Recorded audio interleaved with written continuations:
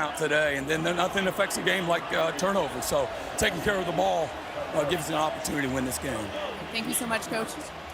It's a special day for the Hawkins family, as of course, Michael Hawkins Jr.'s dad, Michael Hawkins Sr., played for Oklahoma. They bleed crimson and cream, and now it's all full circle. Let's go over to Holly Rowe with Steve Sarkisian. Well, Coach Sarkisian, you have had your quarterback, Quinn Ewers, out for just about a month. What will you do early to help him get settled and get into a rhythm? Well, we're just going to call the stuff that we like in the plan. You know, I mean, Quinn's healthy. He's a sharp guy. He's been our assistant for 3 years. He'll be ready to go. Thank you so much, Coach. That's all. You know, Quinn Ewers' rib injury, that rib strain and oblique strain, they have been doing all kinds of things. They reached out to Patrick Mahomes' quarterback trainer, Bobby Stroop. He's been doing breathing exercises underwater to contract those ribs, using an ultrasound machine for hours. Watched him in warm-ups. He was not grimacing or in pain, but we'll see how that changes with a hit today in this game. And he'll get the football right now. Steve Sarkisian making the decision to take the football first after winning the toss. That's unusual these days. Yeah, you don't see that very often. Almost everybody defers, but he wants the football. So we'll see Zach Schmidt kick it away. And deep for Texas, Matthew Golden, wide receiver, transfer from Houston, and DeAndre Moore. Now the fans will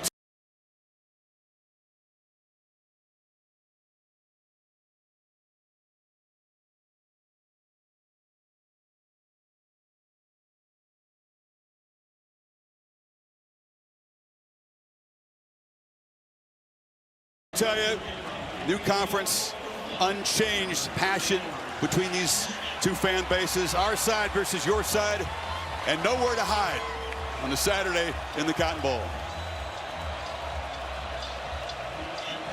Sit back and enjoy this.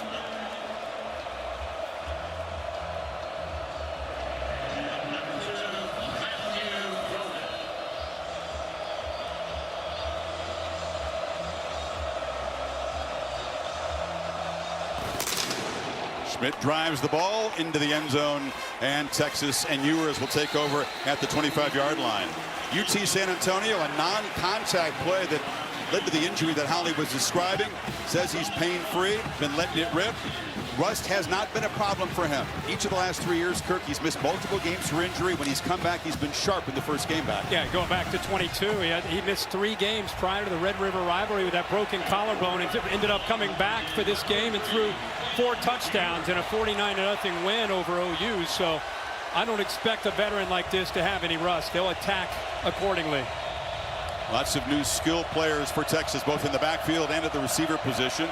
And Ewers, straight back, has time, and now runs out of it and falls forward. It's a sack on the first play as they lose about 5. And Ethan Downs, who had a huge game against Texas a year ago, made the play. Yeah, great coverage downfield. Here's the Home Depot impact players for the Red River Rivalry.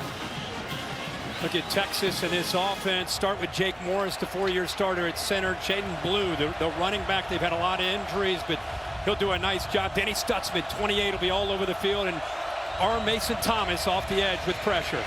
Blue plows forward for a couple, and it's going to be a very quick 3rd and long.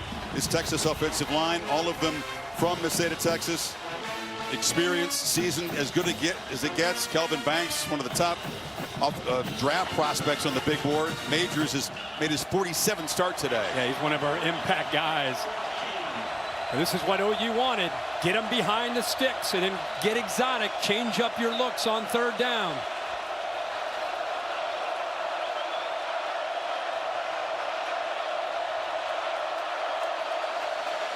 Three-man rush. Ewers has plenty of time. Fires across the middle. It's too high. And it's an interception. It's ruled that it was caught by Billy Bowman Jr., the safety playmaker.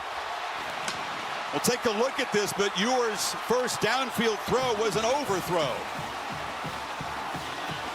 Well, he misses a wide open receiver.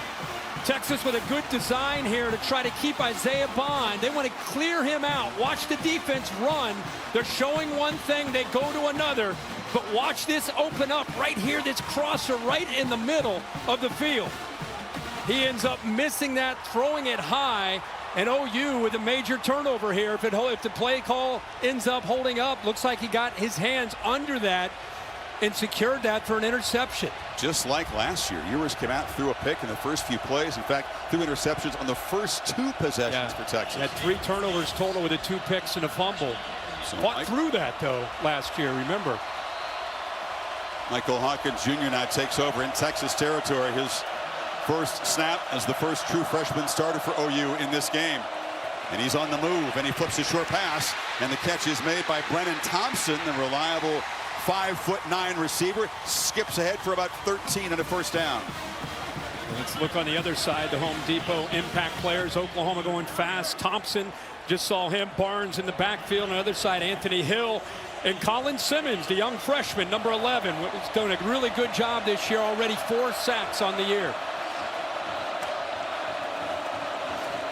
Hawkins again. It's a keeper. Steps out of a tackle.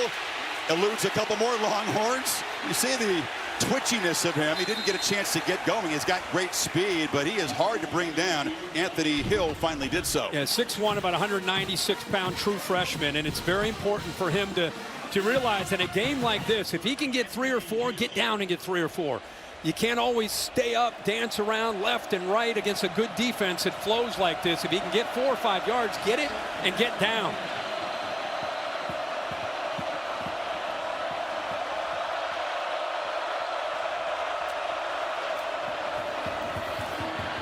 Fake to Barnes, throw to the end zone, and it's just over the hands of J.J. Hester. Malik Muhammad in coverage. Downfield shots have been difficult to produce for this offense. Hit a big one in the win against Auburn, but not many this season. Yeah, and I think a big part of that, think about this, guys. The offensive line, they've had 12 different combinations up front. You got a true freshman who's in for the starting quarterback. And look at this, 5 receivers, your top 5 receivers out with injury. So you're looking at the 6th, 7th, 8th, and 9th receivers that these guys are working with a quarterback who's just kind of settling in as a true freshman. That's a tough thing. Deion Burke's absence today is the big one. Top target is the slot receiver. Gavin Sawchuk got to hurry here. Play clock at 1, and they'll have to spend a timeout. So the usual frenetic start for the Red River Rivalry. A turnover for Texas. Oklahoma on the move, trying to draw first blood, but facing a 3rd and 10 here. And for people that aren't familiar with Oklahoma, they're usually toe-to-toe with Texas, the way these rosters are built. But because of the injuries we just talked about with the wide receivers, because of the injuries they've had on the offensive line, because they have a true freshman now in Hawkins in for Jackson Arnold, this is the game where they have to win the turnover margin. They've got to get a short field. Here's first example, an opportunity of doing that. And they've got to win special teams and hidden yardage. Everything has to fall their way to pull off this upset. And the very first series, they get an interception to give Hawkins a short field. Now it's a matter of trying to capitalize when you get these kind of opportunities that you just created for yourself. If they can't make a first down, they'd like to at least get a little closer for Tyler Keltner, who's the kicker for Oklahoma. He was hitting from about 50 yards in pregame. It's a swirling wind on the field. And important in this game to remember, the crowd is split from the 50 to the left and to the right. To the left is all burnt orange. He's going in to the loudest part of this stadium with the crowd obviously favoring the horns off to your left. Motion out to a single back look. That's Sawchuk. And they fake it to him. Hawkins on the move, slips a tackle, takes a shot, and gets down. He's about 4 yards short of the first down. Vernon Broughton got him. Yeah, but it gives him a chance to have a decision here. The positive yards, and with a quarterback that's as mobile as he is, you always want to be aggressive.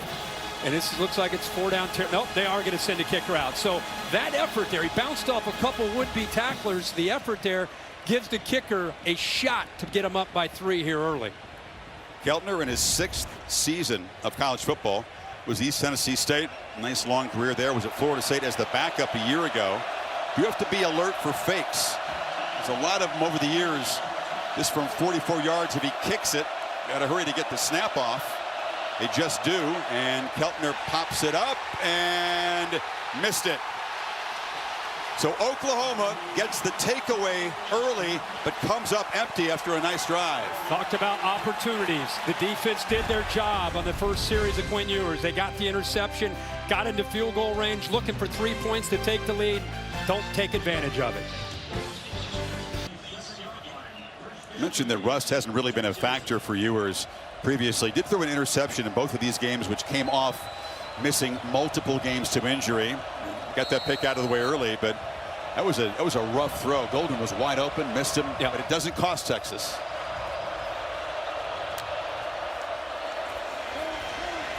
On the move again, flips it down, and the catch is made by Juan Davis, the seldom used tight end. It's his third catch of the season for a short gain. Yeah, Oklahoma right now with Brent Venables. Remember, he is incredibly multiple with his defenses. We talked to Steve Sarkisian yesterday, and he said, man, first thing we got to do is they basically run 3 different defenses: a base defense, a nickel defense, and a 3 safety defense. We got to figure out how they want to defend this and then make our adjustments within the first few series.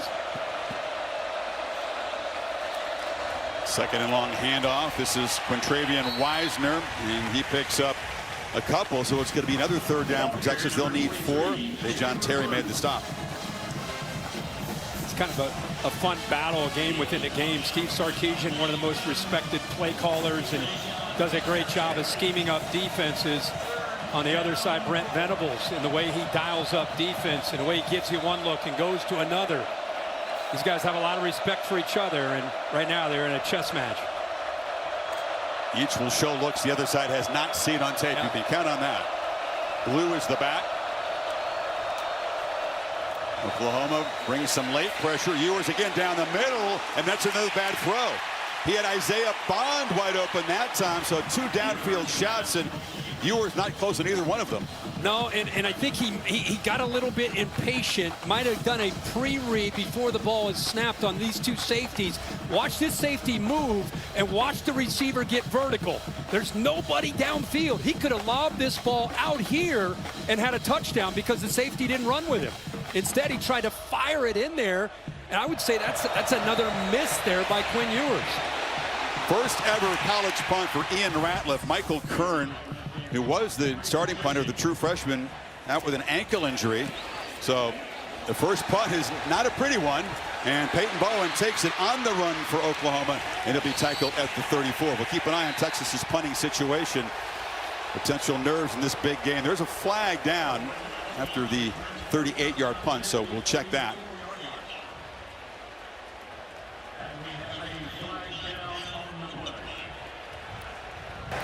During the turn, personal foul, face mask. Kicking team, number 25. 15-yard penalty, first down. Identified 25, Jelani McDonald. Oklahoma will get good field position again when you come back. Divided as always. Well, the Red River is a real geographical boundary where Oklahoma and Texas are divided, and the stadium is too. It reflects real life right down the 50-yard line. I'm here in the Texas section, and Laura Rutledge, you're over in the Oklahoma section. It is loud all the time, but one of the best places to watch a college football game. Absolutely, Holly. This atmosphere is unparalleled. And over here on the Oklahoma side, I have the golden hat because Oklahoma won this game last year. Danny Stutzman told me he never thought he would care as much about a golden hat. More on the famous trophy coming up. This is Gavin Sawchuk who gets the carry.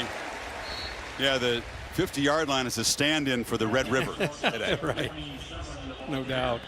So Texas is trying to weather a shaky start.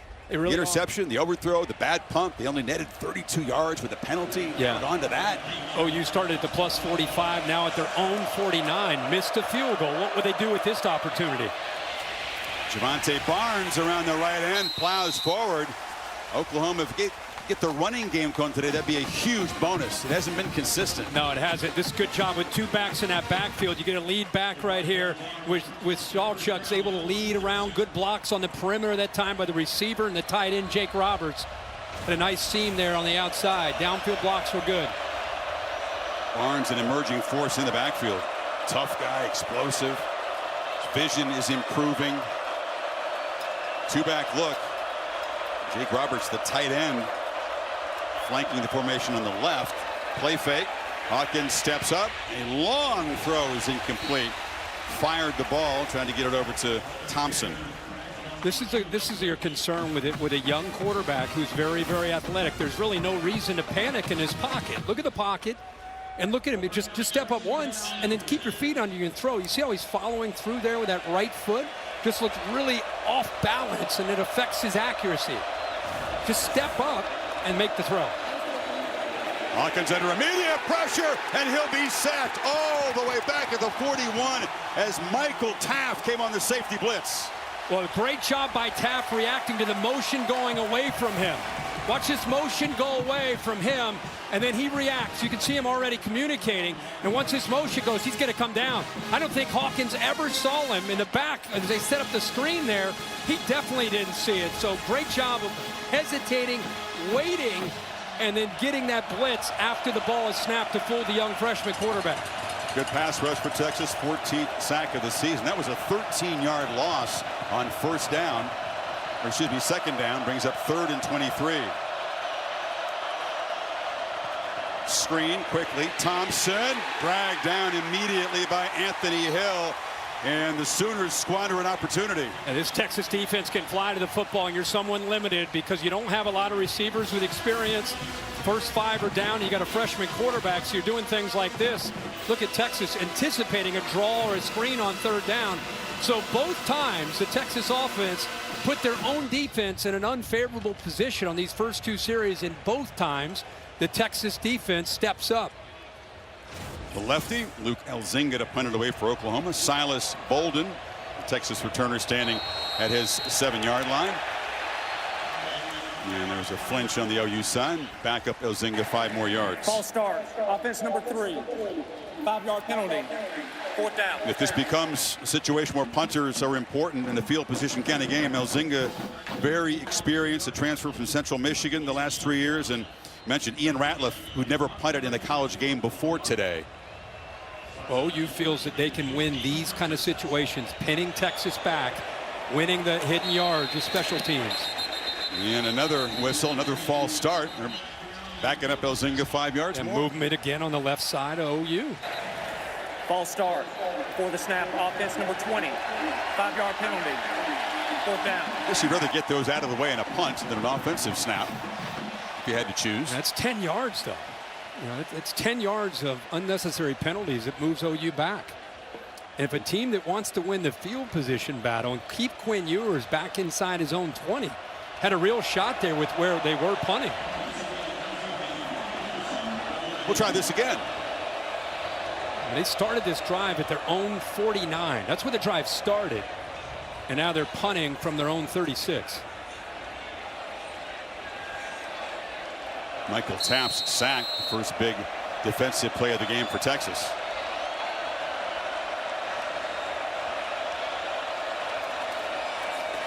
Elzinga gets the punt up, and the wind kind of carries it down, and it's going to bounce sideways, and now eventually will roll dead at the Texas 11-yard line. Worked out okay after all that.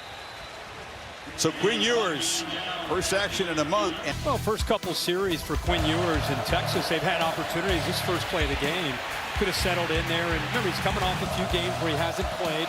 Here's another missed opportunity on the interception. He sailed that one into the hands of Bowman, who made the interception. And then Harry Moose missed the safety, stepping up out of position. Could have put that one way down by that SEC logo and had a touchdown. So they're still trying to get him settled into this game to get it to slow down for him. And the ball off to Blue, who came in motion. The Sooners all over it. Danny Stutzman met him there and drove him back. The top tackler in this Oklahoma defense for a few years. Well, these linebackers are keyed in on these guards, and watch how quickly they get outside because the guards are pulling. It's almost like they know the play call. They are taking off. There's nothing slowing them down, and that's not on the offensive linemen. That's on the linebackers doing their homework this week and saying when they get in this formation and this look, they're running this play. They're beating the back. Where to go? Great prep. Yeah, Stutzman very savvy. Nobody prepares any better than he does. Ewers under pressure again, flips it down. This is Wisner, hit really hard. You can hear the shot up That's here. Malone. Kip Lewis. Man, Malone. Yeah, this defense, man, they fly around. That was the thing that night they played against Tennessee. Their offense had their issues. They replaced the quarterback. They got the injuries up front. One thing you know about Oklahoma, with Brent Venables the head coach, they are flying around with bad intentions. Another third down for this Texas offense. One of the best in the country converting third down so far at 53%, but OU not an average defense. They rush 4. Ewers has time to scan and now roll out. He'll take off. He's not going to get there with his legs. Doesn't have blazing speed. Didn't really commit to the run. And Grayson Halton tracks him down and becomes another punt. You know, I don't know if it's the nerves of the game. I mean, he's a veteran. Something has him a bit out of sync. I mean, this is rushing 4. And look at the receivers. I mean, he's got space here. He's got space there. He's got guys that are open. I know he's starting to run, but that's not his game. Taking off and trying to get a first down is not what Quinn Ewers specializes in. He's got to get his feet under him, take off, keep his eyes downfield, and get the ball out of his hands. Such a veteran. I think we assumed, Kirk, he would look like the Ewers that lit up Michigan in the Big House. Yeah, right. The other game this year in the big stage, and he was surgical from the start. Ratliff, this is a better punt for the first timer, and Bowen drifts back and makes a fair catch. 46-yard punt. So here comes Michael Hawkins. He played high school football at Kyler Murray's high school until his senior year, trained under Kevin Murray, his dad, and then went to Emerson and McKinney for his senior season. Michael Hawkins Sr. was a DB for Oklahoma. Didn't actually play against Texas, but played for one season and then bounced around the NFL for a while. Pretty amazing. First true freshman to start against Texas. There's his dad there trying to cool off. Touchdown will probably do that for him. His brother Malik is a cornerback prospect in the class of 25. He'll join him next season in Norman. Looking to run on first down, goes sideways, and he'll be slammed down. Nowhere to go. And right into Colin Simmons, the talented true freshman. Laura? Well, Chris, down here on the sideline, Brent Venables just speaking to his quarterback, saying the big plays are there, just trust it. Now, you're not seeing any frustration from Hawkins Jr. because, as you guys know, he is so chill. He's focused. He's dialed in, as always. Venables also pointing out to the rest of the offense, hey, some of these personnel groupings, I can tell Texas doesn't like them. Venables just very confident that Hawkins would not be overwhelmed by the moment. He thought the pressure of this game actually might bring out the best in him. On the move, flips a short pass, has a man wide open, and that's Zion Kearney, the true freshman, left alone in the zone, picked up 15 there in Texas territory. The respect they have for Hawkins. Watch Anthony Hill when he sees the quarterback take off. He's got to get outside, but he throw it right behind him on that curl route. So the respect for the legs of Hawkins opens that up. See on the Oklahoma side of the 49. Now they're in Texas territory with a short gain around right end. I think the big thing, like I said in the opening series for Michael Hawkins, he'll learn as he continues to go on. He's so dangerous with his legs that he doesn't have to always be concerned about trying to always make the big play and being the Superman. You know, today's one of those games where you take what you can get. A punt's not bad. Trust your defense and field position and win the game. Just don't make a critical error today. Well put, but you'd like to take advantage of the opportunities. They've dominated field position. Handoff inside. Barnes makes a nice little cutback. Gets down within about 1.5 yards of the marker. It'll be third down. One way you handle the big guys in the middle. Lole that time, they just read him. Playing with some tempo here in third and short. Barnes again runs into a wall, but leans forward and has a first down inside the Texas 40. Good push by that offensive line. We've talked about the injuries to the receivers, this offensive line. It's good to see them finally getting some guys back healthy. Yeah, same combo as last week. That's the first time this year. First time all year. 12 different combos. See Tarquin's back at left tackle. Jake Taylor came back against Auburn at right tackle. The center, Branson Hickman, who missed a bunch of time, a veteran from SMU. It's good to see him back at an ankle injury. Off the play fake, Hawkins took a peek downfield, dodges pressure, and now checks it down far sideline. That's Bowers Sharp, the tight end, one of the alpha leaders of this offense, a former high school quarterback. He picked up 8. Pretty good push right here by Texas, and because of the ability that he has, not only with quick feet, but strength to pull out of that. That ball almost came out of his hands, but how sudden is he with his hands? It's not just quick feet. He makes up his mind. He's got a quick trigger, too.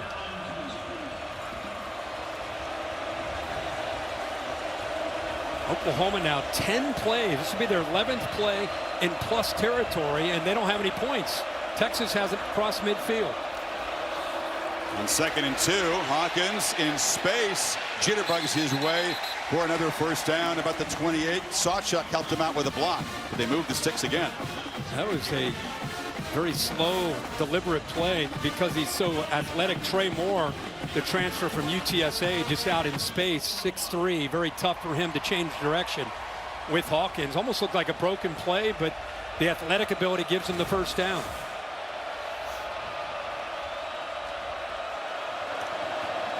Single back look.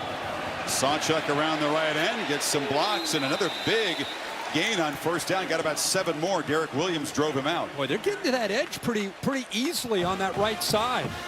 Trey Moore that time didn't even get blocked. He came underneath. I think he was expecting to get blocked by the polar Jacob Sexton, but they're getting out to that right edge and getting positive yards here.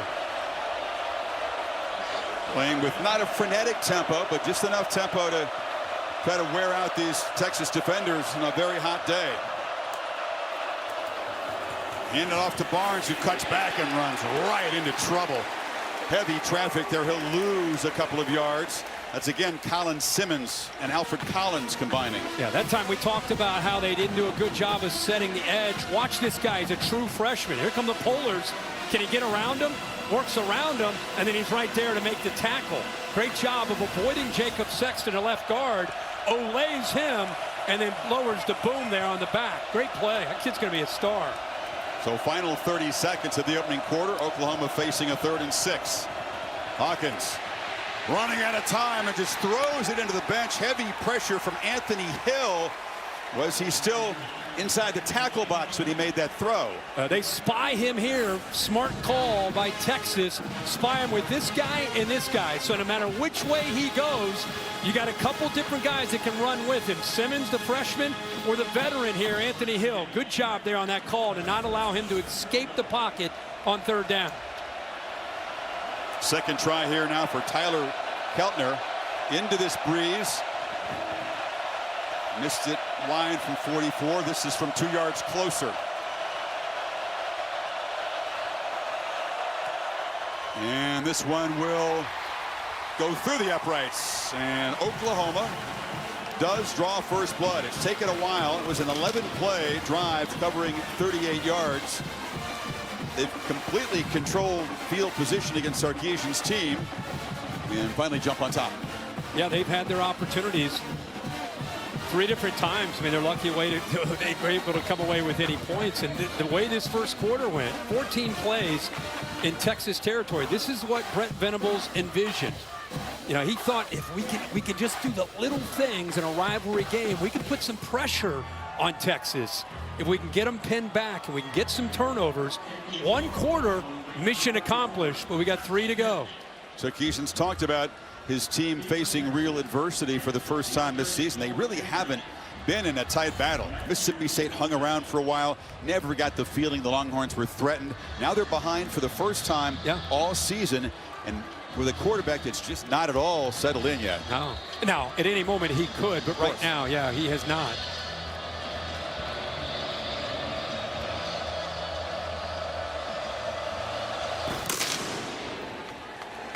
Texas back to work from the 25 after the touchback. By the way, you know the other 2 teams that have not trailed this year, there were 3 coming into today. Texas. The Army? Army!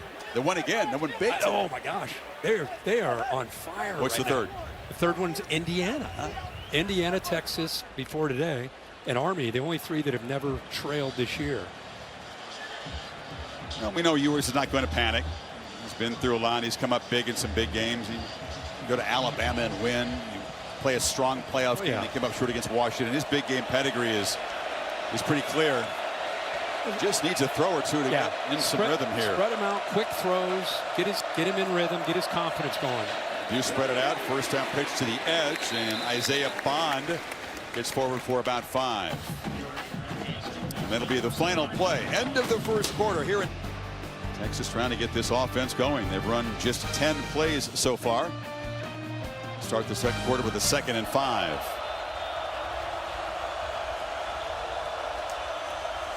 Fake it to Wisner. Ewers under pressure. No one open. He just fired it in the ground. Juan Davis, the tight end, was well covered, and Grayson Halton brought the pressure.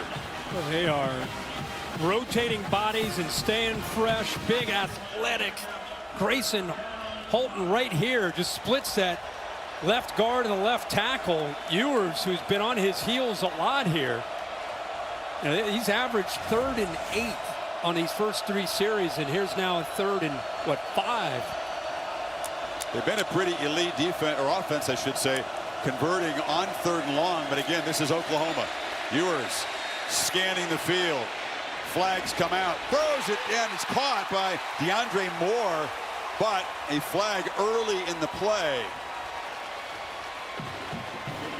Completion was good into Oklahoma territory for 26. Yeah, but here's Steve Marlowe. Yeah, little pressure. They brought the blitz, but they dropped a couple of the D linemen, played zone behind it. Holding. Defense number 4. Penalty decline. First down. Got Des Malone in the corner, so the 26-yard gain will stand, and maybe that's the throw that gets Ewers going. That's a nice one. Yep, first time we saw him make a play. Used to seeing him make a play from inside the pocket. This time it's outside. What a job there by Moore. Kind of the glue of that wide receiver room. They're going to take probably a very close look at that one.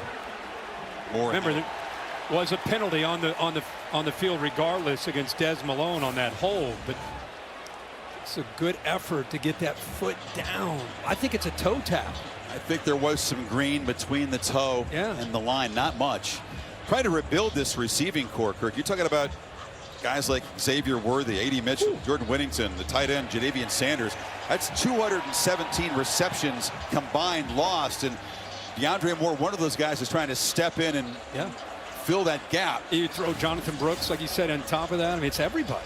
I mean, and they've done a really good job of retooling through the portal and some of the young guys growing up.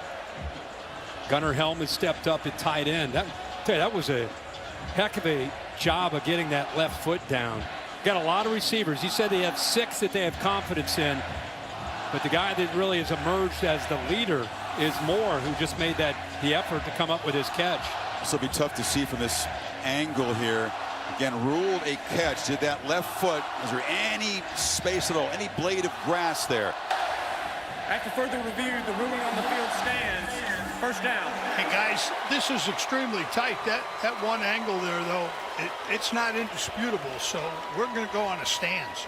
Yeah, the white shoes there helped him out. It's hard to Bill see. Lamonier from buzzing in there from the home office. Billy, we appreciate it. That was a close call. So Texas's first snap in Oklahoma territory. And Ewers' first downfield completion. It's their first down of the game. Yep. Jeez. Oh, first quarter back in their end. Treading water. Wisner makes a cut. Physical run, works hard to pick up about 4. That's one way you can settle Ewers into the game, is try to get that running game established. Take all the attention and pressure off the passing game. Go a little tempo like this. Wisner again. Over the left side, and he'll fall forward. He's near the marker at the 34. It will be a first down. So now they get the running game going a little bit. Yep, got some momentum. You got a little bit of rhythm going now, going fast to be able to try to get this Oklahoma aggressive defense slowing down a little bit. Ewers checks it down, waited a long time to do so, and making 2 men miss and still going. Before getting knocked down is Wisner.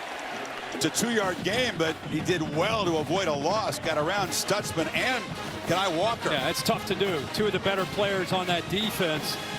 You know, Blue and Wisner both get involved in the passing game. It's not just the receivers you got to worry about when it comes to Sarkisian trying to get space created against any kind of defense he faces. That time Oklahoma count for the back. They accounted for the back.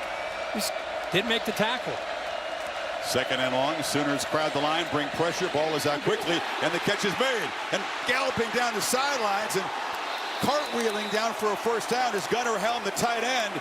21 yards. This guy is a weapon. Yeah, he is. He's become that weapon. Zone again off that blitz. But look at that, another missed tackle. The time it's Lewis Carter.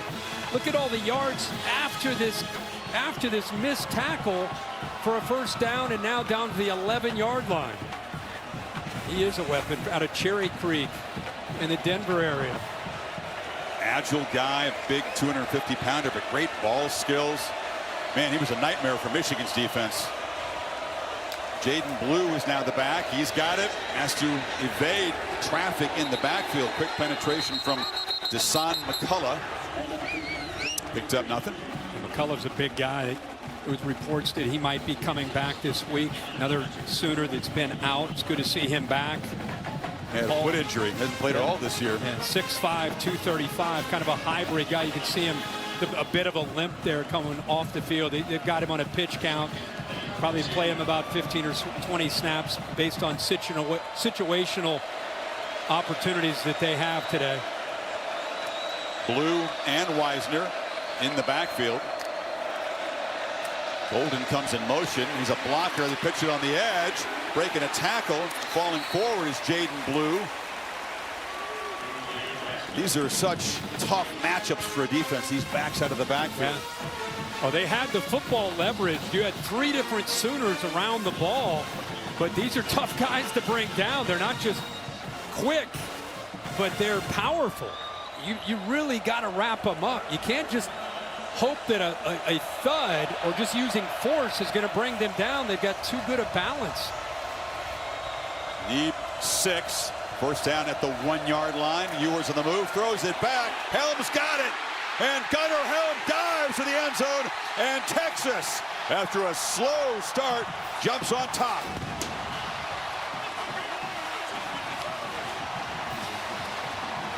Beautiful play design. Yeah, that's all Sark right there. Watch this design. The AT&T clicker will show you. Here's your receiver right here, Helm, the tight end. A lot of attention going to the offense's right. Look at the defense react. Nobody's back there to deal with Helm. You've got one guy. He gets picked up right there by the left tackle, Kelvin Banks, and he's able to get into the end zone. Really good call there on 3rd down by Sarkisian. Helm was blocking Mason Thomas, the dangerous pass rusher for the Sooners. Once he realized Helm left him, he goes, oops, you got me, and they threw the ball over his head. And hot, one of the hottest temperatures at kickoff in Red River Rivalry history. 98 degrees. Good. Low humidity, though, Kirk. That's the upside. Yeah, the dew point is down. Thank goodness. The Ewers in that drive, 6 of 7. Spread the ball around, 5 different receivers. The sideline route to Moore got the drive going. Used the backs, and then finishes it off with the tight end, Gunnar Helm. Combination of quick throws, that throw that you're talking about, the running game. Sark able to call some aggressive plays in that red area. They come away with 7 points. OU's got to respond here. Sam Franklin a chance to return the kick from the 4-yard line. And picks his way, broke a tackle. Looked dangerous for a moment there, brought down at the 29. Holly? Well, Quinn Ewers' emotions on the sideline after being out a month have been very interesting. After the interception, he came over, just clapped his hands, but then went over and tried to encourage the wide receivers, encourage others instead of worrying about himself. He has been calm despite this difficult start, but after that last touchdown, a fist pump in the air, then he came right back over, sat down, and again, calm as he looked at his iPad. Kirk, I know you love that. Doesn't get too high, doesn't get too low. Locked in. All about that next series, good or bad. He's showing some maturity again today, just like he did in this game a year ago. Hawkins will now have to show maturity as the Sooners are behind for the first time today. Looking to throw in first down. Now on the move, will take off and get shoved out of bounds at the line of scrimmage there. Short gain. So actually lost 3 yards. Yeah, that's a play again. I know he relies on his feet. He has confidence in his feet, but in the college game, he's going to have to learn to throw that football away. Once he gets outside of the pocket, there's nowhere to scramble. Instead of losing some yardage, just throw it away.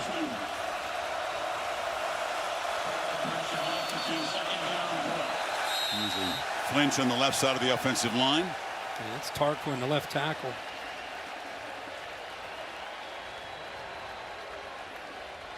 They won at Auburn. It was a gutsy comeback, but penalties were a problem. They had 10 penalties against the Tigers, 8 of them in Auburn territory, most of them on the offense, and very costly penalties. They were lucky to escape. Hawkins ignited a late rally. Defense made a pick 6 to win it. Gritty is the word that Venables uses to describe this team a lot. I think it's one of his favorite words. Yeah, you really don't know how who your team is, the intangibles, how they're wired until they respond to adversity. Timeout, Texas. Oh, okay. Texas called a timeout. So it won't be a penalty. So Sarkisian spends one on defense. That was okay wild. for the pick segment. Yeah, it did. Plane worked out great. It was pretty wild. There's the itinerary. 2 hours, what, 2 hours and a half in the air? It was about a little over 3 in the air. We left game day early, like at 10:45 Eastern, somewhere around there. Behind the 6 on second down. Hawkins is on the move, fakes the flip, and he'll just scoot out of bounds after a short gain, and we'll set up third down now. Need about 8. The biggest thing you're watching in this game right now is, can you imagine Oklahoma trying to survive this game with all the injuries and sustaining drives, going 12 and 15 plays? That's what Texas wants. Make this young quarterback with all these young receivers have to drive. Give them 3, give them 5, but don't give up any explosives.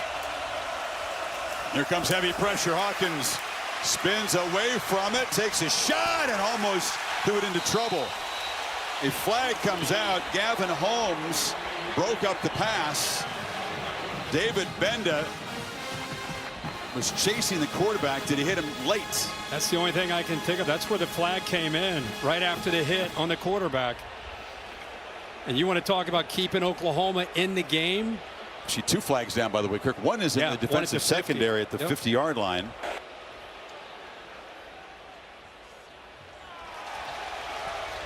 So they were both on Texas. Defensive holding decline. We're just going to do this with the old-fashioned way. No microphone, roughing the passer. And that's going to be on David Benda, the speedy senior linebacker. And that gives Oklahoma a first down out at the 45. Yeah, ball's released, and then the follow through. I mean, it's in the world you live in today. I mean, all of us, it's easy to look at that and say, hey, who's already starting to come after him? Bill, what do you think of the hit right there? He gave me body language that said he knew the ball was away, and I'm going to say hello with a shoulder while I'm here, so I support the call. Okay. Beware of the body language when you're in the presence of these veteran officials. So a mistake by a veteran sets Oklahoma up, and a big hit. Catapulting in the air there was Hester as Jalen Gilbo got him. Wow. Well, that's a perfect play in this kind of rivalry game. Submarines him, sends him up into the air. Ball almost came out.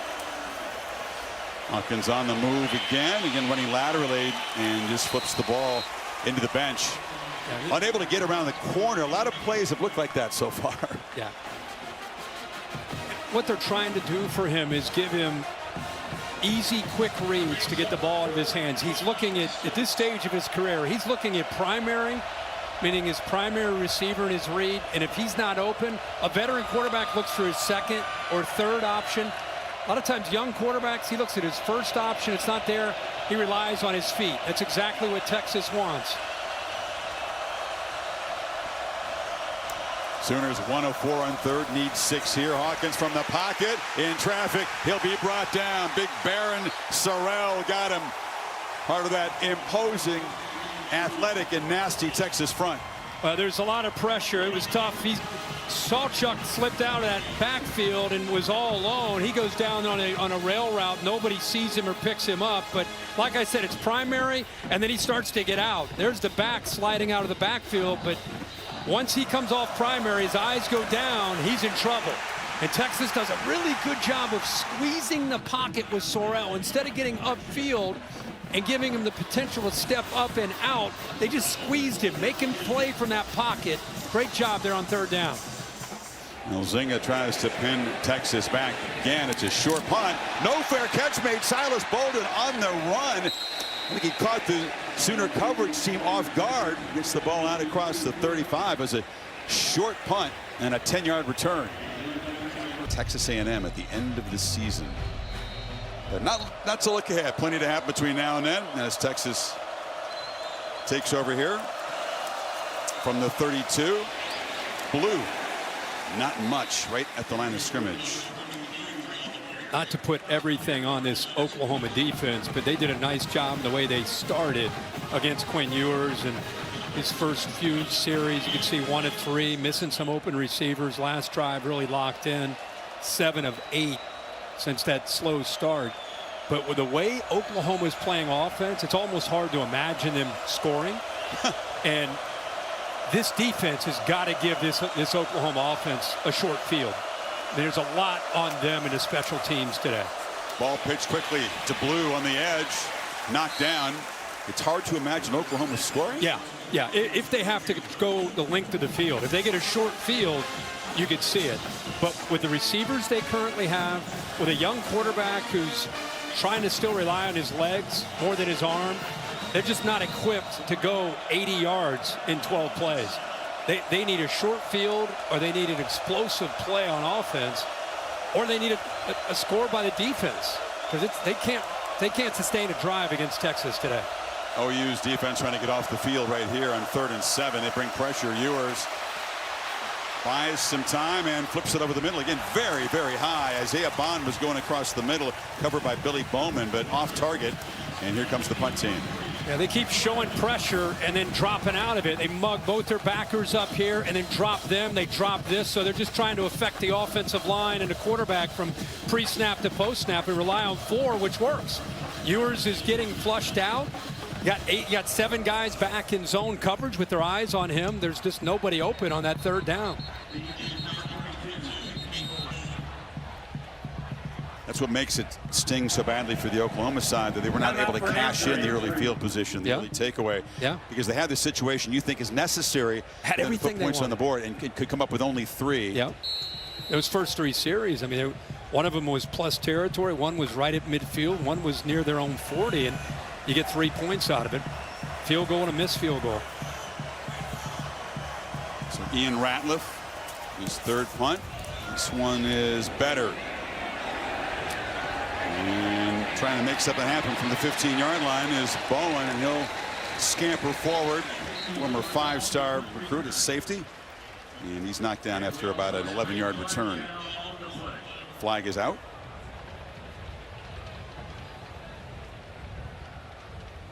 Wondered with, Ian Ratliff punting, never punted before. Aggressive approach on the Oklahoma special teams. And you wondered if they'll try to come after and make a play that way. Wonder if they'll begin to use some trickery. Gadget plays have had a big role in this series over the years, especially when the offense has had trouble making things happen. There is no foul for illegal formation. 1st down. While you wonder about that, I wonder about, is Jackson Arnold at some point ever get asked to come back? He was benched in the Tennessee game, and Hawkins has taken over since then. And I'm not saying Hawkins isn't capable, but I'm just wondering if they continue to struggle. He's been sacked 3 times. He's 2 of 5 for 8 yards when they're throwing inside the pocket. So if they continue to struggle like that, I'm just curious if they might consider at some point maybe going back to Jackson Arnold, who was a starter, obviously, at the beginning of the year. Using the formation with a lot of folks in the backfield quite frequently today. Sharp shifts out, but there are still 2 backs flanking Hawkins. And they hand the football coming to the right to Barnes, and Javante Barnes picks up a nice chunk of yardage. Laura, what do you have?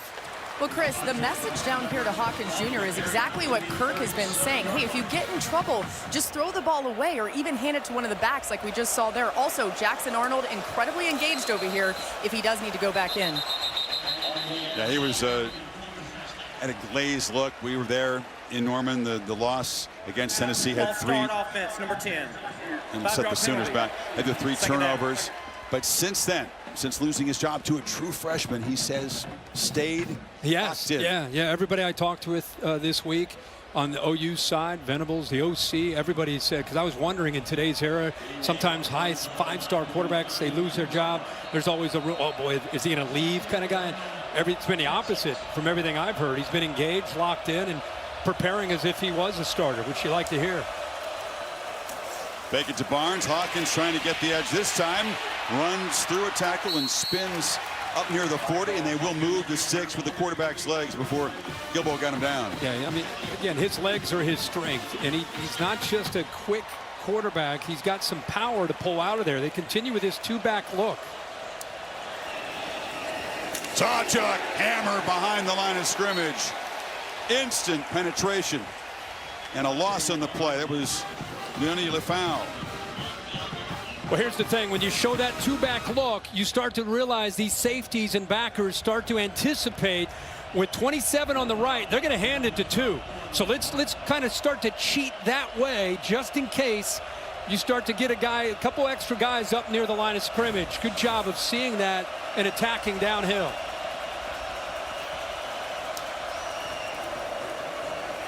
Hawkins fires across the middle into traffic. That was a nice ball, and the catch made by Jake Roberts, the reliable tight end. Picks up 12 yards. He'll be third and about 3 now. Surprised, I think Derek Williams, the safety who kind of came up, made the tackle and smacked the ground.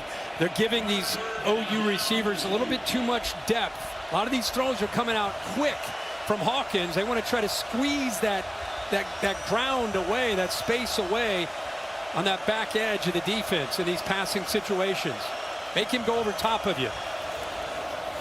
Barnes makes a cut, slips as he made the cut, and that was costly. He'll be stopped behind the line, loses a yard, and now it's 4th down and about 4 at the 46.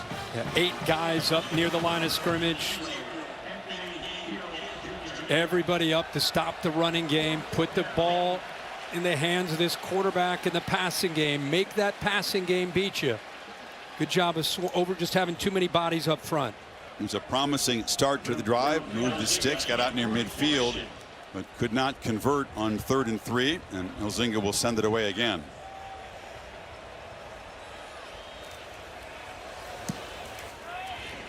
Silas Bolden comes over, and he's going to field it again. No fair catch again for the returner, who's slung out of bounds at the 16-yard line. Texas fans wanted a flag. Owen Heineke on the stop. Ready for the Athletic Trivia question, Kurt? Oh, yeah. Last team to win a national championship with multiple QBs that season. Well, okay, Ohio State comes to mind. That was 2014. Yeah, of course. It's happened. But I'm wondering if you mean like it's 2 guys rotating all the way through. You know, the way Tommy Frazier and Brooks Bollinger did. Yeah. That kind of thing, or it's that in that Ohio State's case, it was through injuries. Sure. To Braxton Miller, then J.T. Barrett, and Cardell Jones finished it up. There's been quite a few, I would think. Texas from the 16 here. Wisner has the edge and is knocked down across the 22, picking about 5. We didn't have to go back very far. I was thinking, wait a second. J.T. Daniels began the season, right? Stetson Bennett took over. So it was just 3 years ago for Georgia. That counts. There's a whole bunch of teams that won championships with multiple starting quarterbacks. Yeah. One guy going out hurt. Stetson Bennett went all the way to the championship game. People calling for Daniels to come back. And then finally lifted the trophy like, is this enough? Did I do it? In year 2, he was secure. Yeah. Ewers again, look downfield, checks it down, and DeAndre Moore brought down right there. It's actually a short loss on that play. Well, nice job by this defense. That's Eli Bowen that time, the brother of Peyton Bowen. Out there again, you get out there in space, you got to be able to make a play. 23 is out there in the right flat. Okay, can you make that play? Great job there. Closes the ground, wraps him up. That was beautiful. Longhorns need 6. Oklahoma can get the football back with a chance to perhaps threaten before halftime.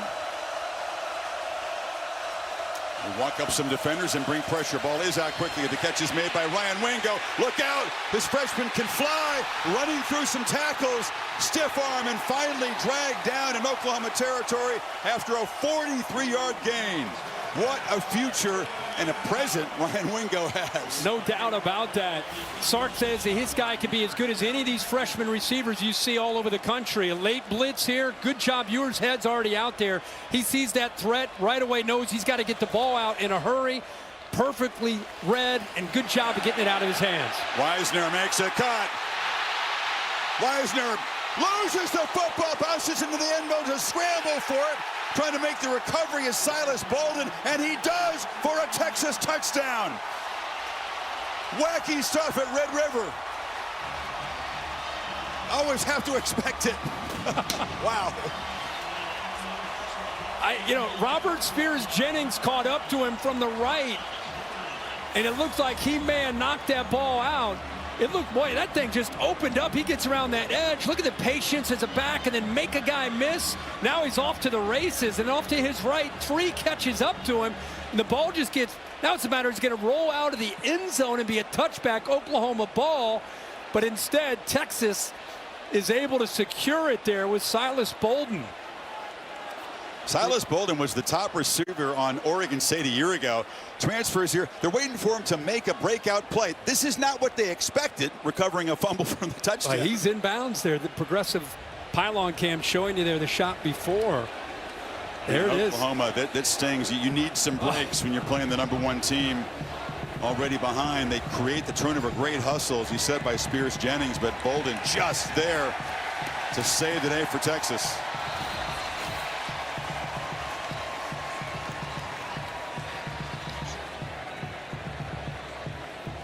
It's another long march with the Longhorns. A weird ending to it. Of course, the big play to Wingo. He covered 84 yards in 4 plays, less than 2 minutes, and the lead is now 11. It's amazing where Bolden came from to recover this fumble, Chris. He's in the backfield making a block.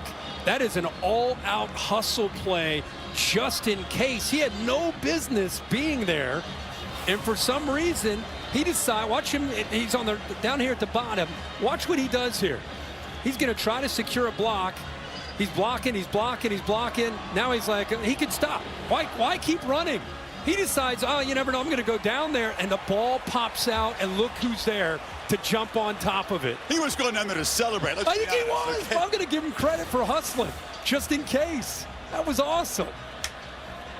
Receivers do so many things that don't involve catching the football and running with it. It's the blocks, it's the hustle plays, and man, and that was a I'll tell you, one for in the film room, Sark will make a huge deal out of that. That's the difference between a touchdown and going up 14-3 and OU's ball on a touchback. Oklahoma had a chance to get off the field on defense early in that drive. Couldn't do it. And then they gave up the explosive play, and there's a big difference between these two football teams in that category. Texas has been able to create those explosive plays despite all the new receivers and the new running backs. Oklahoma has been starving for plays just like that, and now they're apparently going to have to try to create one, conjure one to turn this around. Let's check in with Kevin Nagandi for the first time this afternoon. California, back to you. We'll see you guys soon. 2:21 before halftime. Hawkins took a peek and now just takes off and runs it right up the middle and picks up about 10. Yeah, opening up. Guys are talking about opening up this offense with the receivers that they have and the quarterback who's looking at one receiver and then running. Quarterback draw is probably their version of opening it up. I mean, if they're going to make a big play, either the Texas defender is going to have to fall down or he's going to have to run a quarterback draw or scramble and create. I don't see them making a big play with anybody else right now. So the quarterback draw produces a first down. OU from the 35 now. True freshman Taylor Tatum is in the backfield.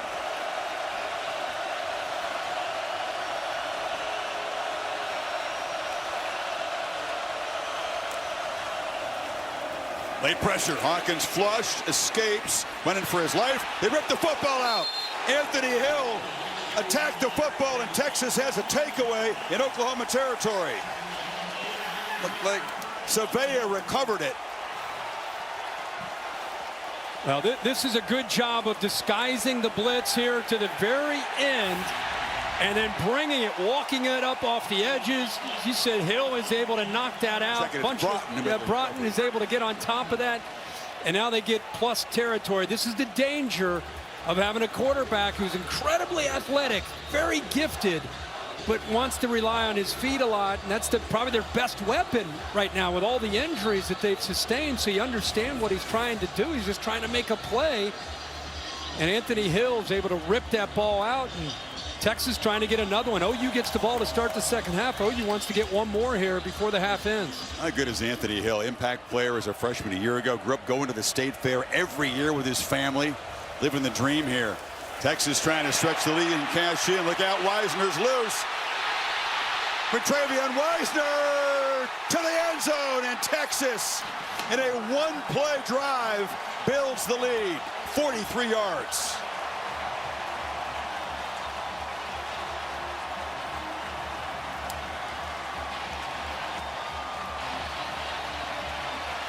Wow. Nightmare second quarter for Oklahoma. Yeah, the Oklahoma defense is obviously a strength of theirs.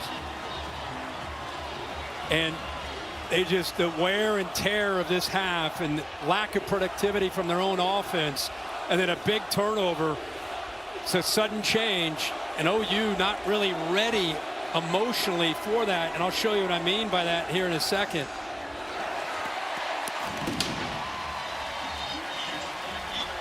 If you go back and look at his play, Robert Spears-Jennings, who's a great player, he's right here coming out onto the field, right? Trying to get the call, trying to see what's going on. So this is a sudden change. Oklahoma's trying to get lined up. Now keep an eye on that player. Right there. Opportunity to get that play on the ground right here for about an 8 or 10 yard gain. Misses the tackle, and then he's off to the races. So comes on the field a little bit late. Not real sure what the call is. Ball snapped. He's trying to make a tackle. Misses that tackle. And then there's the speed in that backfield with Wisner. The sophomore takes it to the house. They're up 21-3.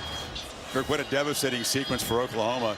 They force a fumble, then Bolden sprints down the field, recovers it for a touchdown. A couple plays later, Hawkins puts it on the ground, and then Wisner's loose, and it's a 3-touchdown second quarter for Texas. So what's the worst thing that could happen to you as an offense when you down to your 6th and 7th and 8th receiver? You got an offensive line that's been banged up, and you got a true freshman quarterback getting down 21-3.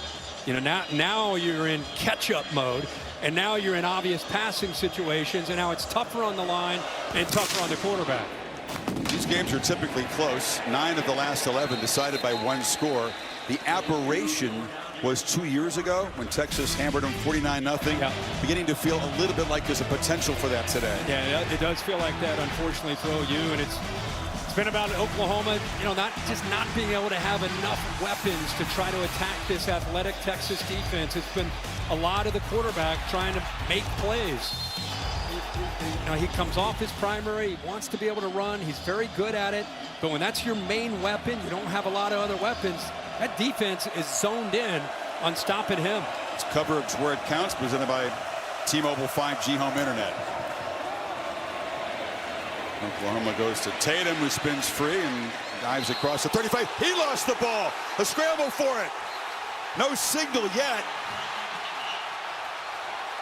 Still waiting for a signal from this officiating crew. Some pushing and shoving. Sooners think they got it back. Derek Williams knocked the ball loose. See if Steve Marlowe can get the mic turned on and provide some clarity here. I think he had to be called down on the or field it's Texas the ball ball. carrier down before losing possession.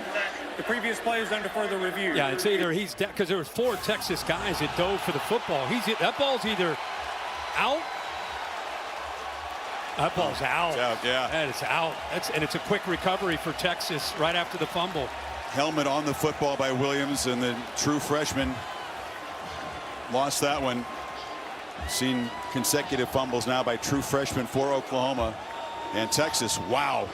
Minute 32. A couple timeouts if they need him to add to an 18-point lead before the break. That's easily a Texas recovery if it was ruled a fumble, and it is. I think they'll overturn it. Texas had 13 yards of offense in the first quarter.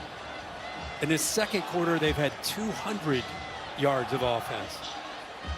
I said they woke up. Yeah. They did. There was that one pass that got Ewers going. That ball that was ruled just inbounds. DeAndre Moore made the downfield grab, and that got the drive ignited, and it's been. The ball carrier did fumble the ball. It was recovered by Texas. First down at the 38-yard line. And that one play really sparked it, and now it's been a burnt orange avalanche since then. And if you're Brent Venables in this defense, you've seen your guys have a couple mental lapses. They've missed some tackles today. They need to bow up right now and make something happen. It would be hard to imagine coming from 25 points down at the break if Texas is able to score again. Holly? Well, guys, bad news for Texas. Isaiah Bond, their best receiver, 20 receptions, averaging 18.2 yards per carry, has been taken to the locker room. Early in the game, I saw him tweak something. He came over, slammed his helmet on the sideline. They took him into the injury tent for a while. He's been nursing it, but they have finally just taken him back off the field. I'll update you when I know more. Here's the play, Holly, as he was kind of spun down, landed awkwardly. Keep an eye on his status. Of course, Texas has the big game against Georgia next week. This is a backward pass. Golden looking to throw it downfield, and he looked very much like a receiver throwing a football because he had a man open. Wingo was running free. Man. As soon as he threw it, he put his head in the air, almost like he was embarrassed.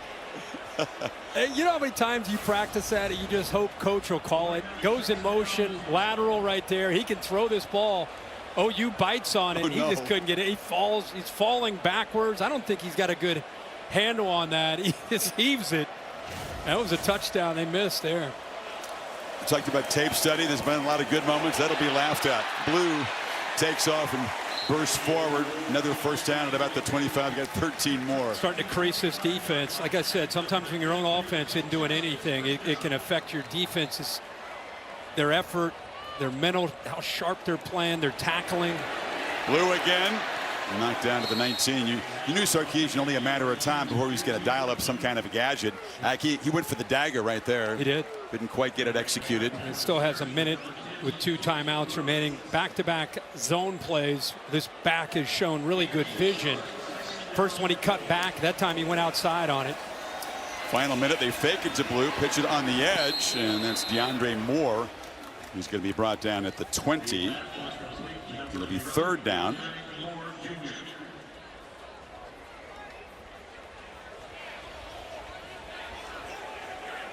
Both sides subbing here before this play.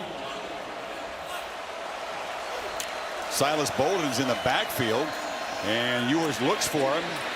Catch made, and the man who recovered the fumble for the touchdown, brought down by Eli Bowen, short of the marker. It's fourth down, clock running with 36 seconds to go. They're right in front of the Texas fans at this part of the stadium, and right away the fans want to go for that touchdown. Right? Yeah, of course. He's going to call a timeout here. Interesting to see what he decides to do. We have seen it before when the team comes in, underdog for a reason, shorthanded with injuries, and gets some breaks early and makes some of their own breaks. And they're got an advantage in field position momentum, but they don't take advantage of those breaks. You just know it's a matter of time before Texas would wake up and begin to flex, and that's what we've seen here. Yeah, and like Quinn Ewers started really slow. That was a little bit of his story early. That's a forgotten thought at this point. He made a nice throw and a scramble to the right and to Wingo, and from that point on, it's been all Texas and just the ability to make plays on really both sides of the ball. I'm going to bring you back to your question earlier. Do you go back to Jackson Arnold, a superior thrower of the football? Remember, he's a 5-star recruit. Do you go back to him in the second half? I think you have to consider that. I just, if nothing else, to try to create a spark. It's nothing against Michael Hawkins. Got a great future. He's got a great. We saw that in the Tennessee game. His toughness that he plays with. Right now, he's still in the developmental process. You know, it's tough to ask a freshman with a banged-up offensive line and with a lot of young receivers to try to play in this kind of game. I mean, if it could have stayed at 10-7, 13, one possession game, that's his kind of game. You dig yourself a hole like this, and it's you're trying to find a quarterback that can help you throw the football. Texas trying to make it a deeper hole. They're going for it here. Need a full yard on fourth. Blue and Jarrett Gibson, the freshman, in the backfield. Pitch it. Blue. Flag comes in right at the point of attack. That's a typical holding zone there. Gunnar Helm, the tight end out there on the edge. So that'll back him up, take away what would have been a first down run, and you'd think that Sarkisian would send the field goal team out. Offense number 85, 10-yard penalty, fourth down. Thought I could lip read. He said it's a terrible call. He just horrible. Disagrees. He said that's horrible.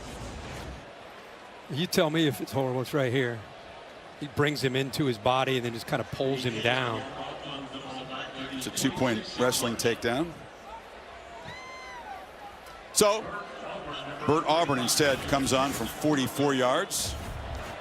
Senior from Flower Mound tries to make it a 21-point margin at the break. And it's right, but a whistle before the kick. Not a very good-looking kick. He was struggling in warm-ups down there. It's a gusty wind. Timeout, Oklahoma. 30-second timeout. And it took a timeout to freeze the kicker, and he's going to get a mulligan there. That was not well struck. And made a meal out of the slight contact after the miss. Well, he saw it going right, so he decided to take a dive there. Sark's telling him, hey, man, they called a timeout. You get another one. I don't know if Sark's qualified to give kicking advice. Mike Black is. He's to my left, the spotter, former Boise State kicker and arena kicker. Says you got to drive it. You can't pop the ball. You got to drive it into that wind. Yeah, absolutely. I'm all for whatever. That was not driven. No, missed it. They make this field goal. It's 17 points in the last 2:21 of this half. Now this one he wants to hit like the way you hit your driver, really just low. Scull it. Hit it off the tee box marker. Yeah. Yeah. Both of us awful. Given a second chance. And see if Auburn can convert this time.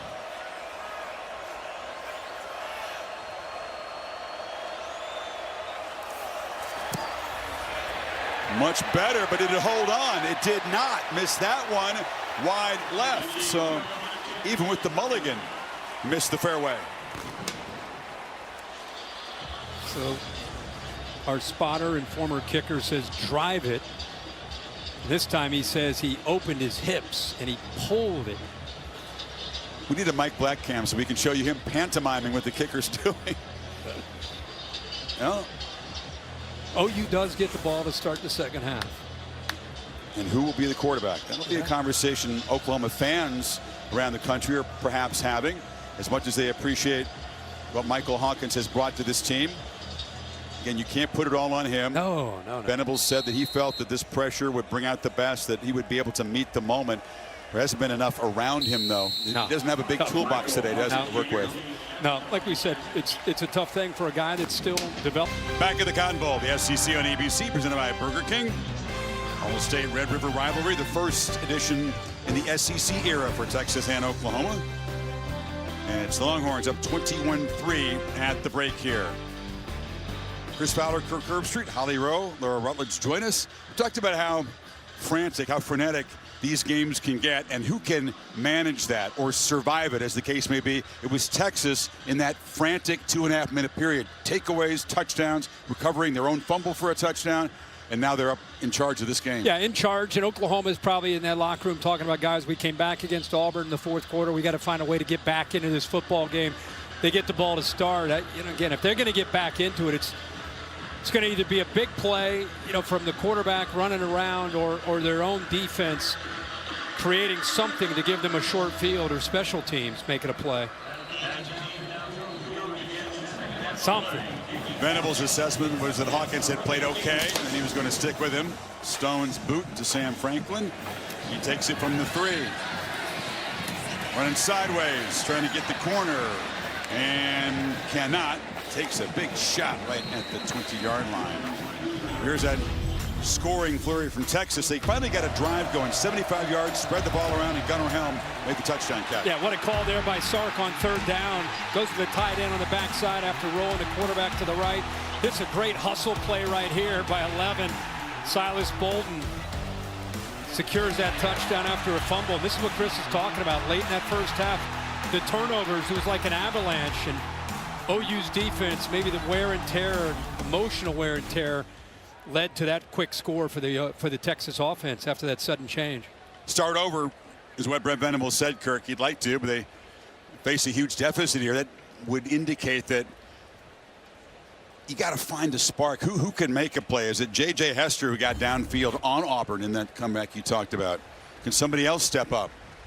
And the problem is that Sark's defense right now, they're just sitting back. They're not giving up those quick, easy scores. They want to just keep everything in front of the Texas defense and make OU methodically move the football down the field. Don't give up any easy ones. Make this quarterback play consistently as a true freshman. Got a couple guys down. Yeah, Sam Franklin, the returner, took a shot into the medical tent for Oklahoma. And for Texas, Derek Williams, the safety involved in that special teams play, being looked at.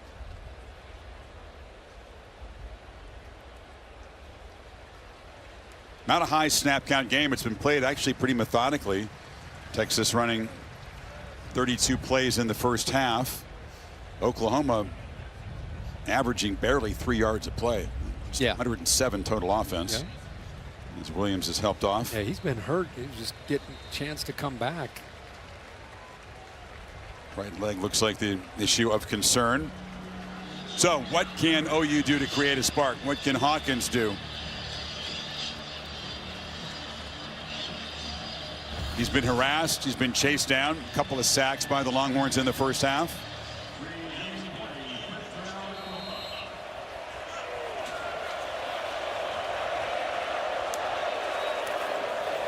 Javonte Barnes tries to get the edge. Texas showed pressure up the middle, and that's a nice run around the left side for first down yardage. They blitzed Anthony Hill up the middle, able to get to the edge, get to the outside, away from that interior pressure. They've had some success running the football out there with Barnes, and occasionally the quarterback getting out there with Hawkins.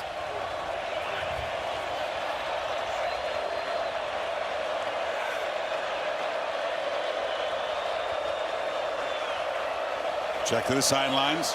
See Texas playing back here, 2 safeties. And don't want to give up anything through the air. Another run off the left side. Barnes, it'll stutter step, and it's a positive gain on first down. Laura? Well, Chris, we wondered about the decision to stick with Michael Hawkins Jr., but this Oklahoma team really believes in him. Their defensive leader, Danny Stutzman, going up to him right before this drive, reminding him of that. We believe in you. They actually trust his quiet confidence a lot. We'll see if they can score here, guys. Imperative for Oklahoma. He's a very calm guy, and you're right, Laura, but teammates kind of react to that in a magnetic way, but he's going to have to do it with his play, not his demeanor. Pitch on the edge. Barnes that time tracked down for a short loss. It'll be third down. Trey Moore on the stop, and Anthony Hill. Yeah, good job by Anthony Hill right here, being able to get around the blocks, trying to get up to him. That's 87, Jake Roberts, but because his ability to read and diagnose that play quickly, kind of a slow developing speed option. Even a man he pitched off there, Trey Moore, he usually be eliminated in the option, but he was able to work down the line himself. That was just too slow of a play. Would you say a little urgency here for the Sooners to keep this initial drive of the third quarter going? Hawkins straight back, pressure, cannot escape, knocked down at the line of scrimmage, and that's Lefau again. Fourth down. But they have their eyes on 9. There's no way they're going to let him take off and pick up a first down. They're showing pressure here. He'll drop, and he's just keying on 9. If he takes off, that's his job to try to bring him down. The pressure gets in from behind, and eventually it is cleaned up there by Lefau. Smart, very instinctive linebacker. Great football tradition in Hawaii. He's a sophomore.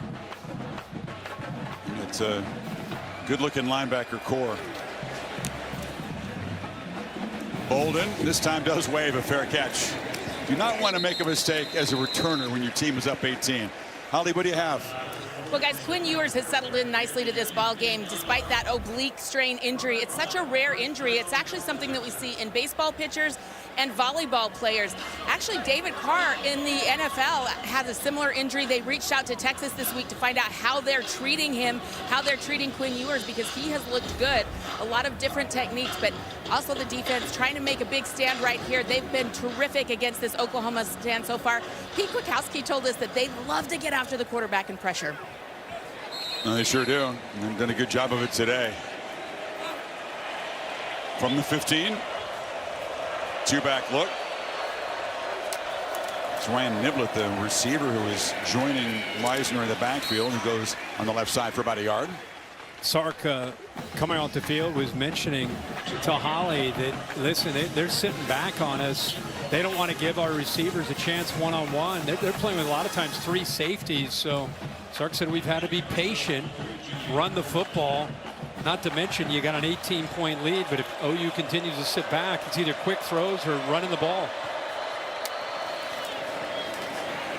Ewers launches, and again it's Gunnar Helm wide open. The tight end leaked down on the backside. First down across the 40. Robert Spears Jennings just gets lost in coverage. Watch him right here. A little bit of motion. He's got him. He thinks he's got him, and then he loses him. Eyes in the backfield. I don't know if it was the motion that caught his eyes or whatever it was, but Ewers was quick to see that Helm, who's one of his go-to targets, just left free in man coverage that time by Spears Jennings. You're right. He definitely is one of the go-to. They have a good connection, a lot of trust between the quarterback and the tight end. 26-yard gain. Now Wisner cuts it back, and Quintravion Wisner. The teammates call him Trey. Mom says, no, let's call him Quintravion, and we're going to go with her. Picked up 8 more. Yeah, the story of these running backs, where you lose C.J. Baxter in camp, and you lose Christian Clark, and Blue was going to be part of that. But boy, they have shown incredible depth at that position with Blue and Wisner, and even the freshman Gibson getting some chances. Remember what he did in the Michigan game in Ann Arbor. It's over 100 yards now for Wisner. Ewers backpedaling, being chased. Not very far to go for a first down. He slides down in Oklahoma territory. Gunnar Helm threw a block for him. There's some tempers flaring. I guess the Texas big fellas thought they got too close to the quarterback, who's giving himself up there. There's no flag yet. Oh, that might happen. There goes a flag. OU frustrated. This defense is championship caliber defense. I mean, it's a really good defense. They just don't have an offense with all the injuries. And I think some of the frustration showing with OU. It's big Dominic Williams. Very powerful nose tackle involved over there. I didn't see anything when Ewers went down in the play that would draw a penalty or spark hard feelings, but it was Wisner who got shoved hard to the ground at the end of the play. Yeah, Wisner went down after getting shoved. And that's what really escalated both sides. There are 2 fouls on the play. After the play, unsportsmanlike conduct. Number 52, defense, his first of the game. Also, unsportsmanlike conduct, number 65, offense. Also, his first, 56 for the offense. Fouls canceled. Second down. So they got 2 Williams. Dominic for Oklahoma, Cameron for Texas. Not related. No, and I think right as you started to talk about it, that's where it started. Boy, Helm got away with a hold there on Kip Lewis. And I think they were just, some of the Texas players, a little bit frustrated. This is where you saw 52 make the shove there. Dominic Williams, reaction there by 56. That was the other penalty. He's the guy that fell on Ewers. It didn't look to be flag worthy at that point. No. I think when he shoved Wisner to the ground, that's what brought it. And then Williams responded to it. So Texas off that scramble. First down at the Oklahoma 45, trying to make this an even huger mountain to climb for Oklahoma.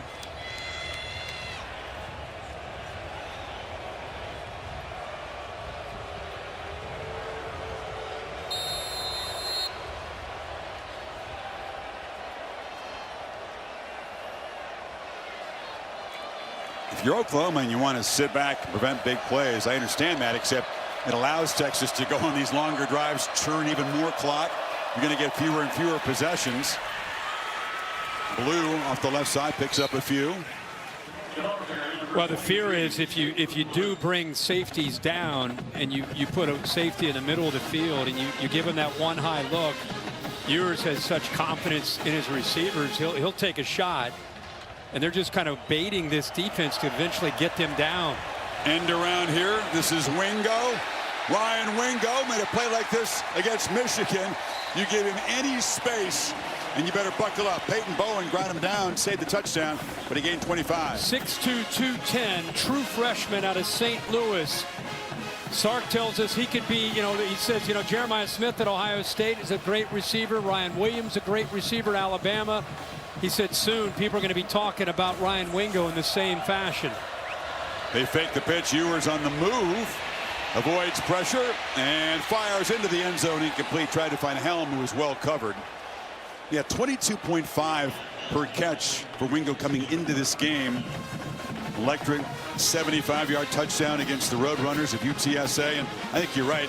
They've spread the ball around. If they had featured him, if they were short on receivers, you might have Ryan Williams-like stats. Yeah, I mean, when you start to prepare for him, you look at all of these receivers. It's Bond and Wingo and Golden and Bolden and DeAndre Moore, Jonte Cook. They don't just isolate him and maybe as the season goes on, they'll start to do more and more of that. With that kind of cushion up top, they're going to take it away. Blue cuts it back. Again, Holly reporting that Isaiah Bond has left the game. Don't know if he'll return. So one of the key components of that receiving core is out, but still an enormous amount of talent. One thing that stands out when you're watching them play, when they get into a lead like this and the team knows they want to wear them down and run the ball, you still can't stop them. That's a tip of the cap to the offensive line and the execution up front. Not beautiful execution that time. They faked it to Blue. Moore was open on the edge. Ewers missed him. And now it's 4th down again. Yeah, it's a run pass option, and if he feels any kind of pressure at all, he's reading this guy right here. Watch his head, look over here, sees that, got it, and he just misfires. But an easy 1st down is the right read. Maybe just hurried it. Sarkisian passing on the field goal attempt this time. You need to get to the 8.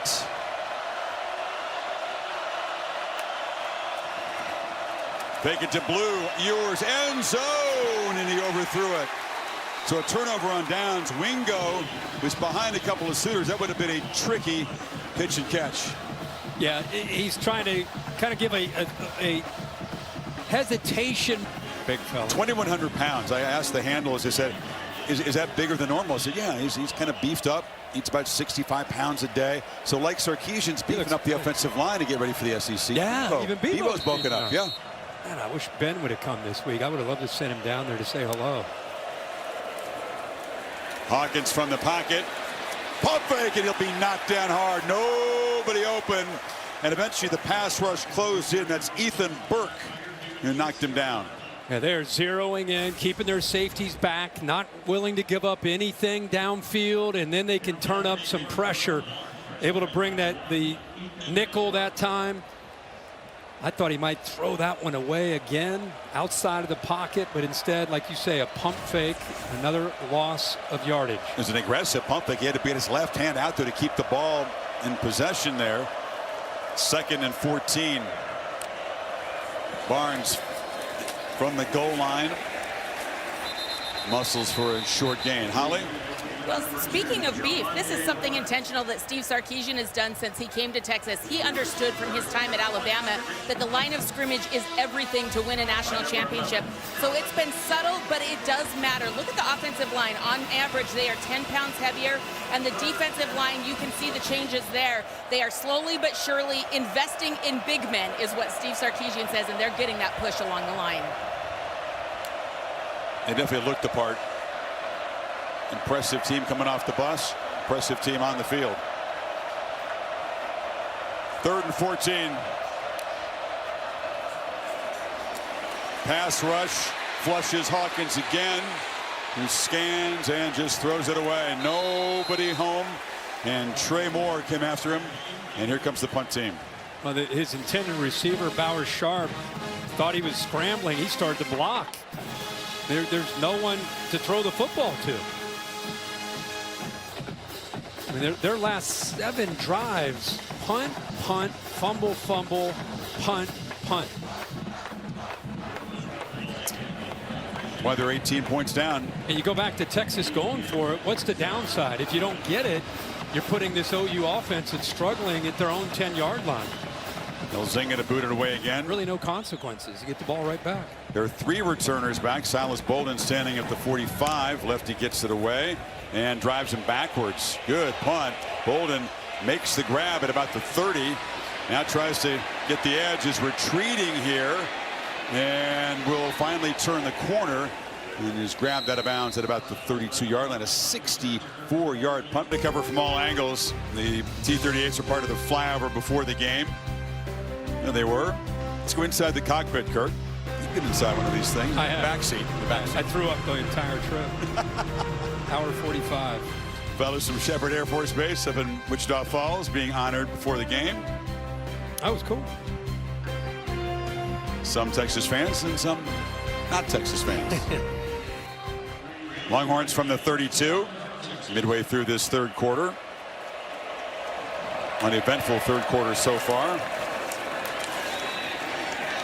Weisner into heavy traffic. Not much there. And Sarkisian can tend to grind things out if he has to here. Oh, yeah. Yeah, this game is in his hands. Like I said, this is what Texas, knowing that OU has these difficulties right now at this stage of where they are with their injuries, their whole goal is if they could build a lead and get them into catch-up mode, into obvious passing situations, then they could just sit on the ball and work the clock, high percentage throws.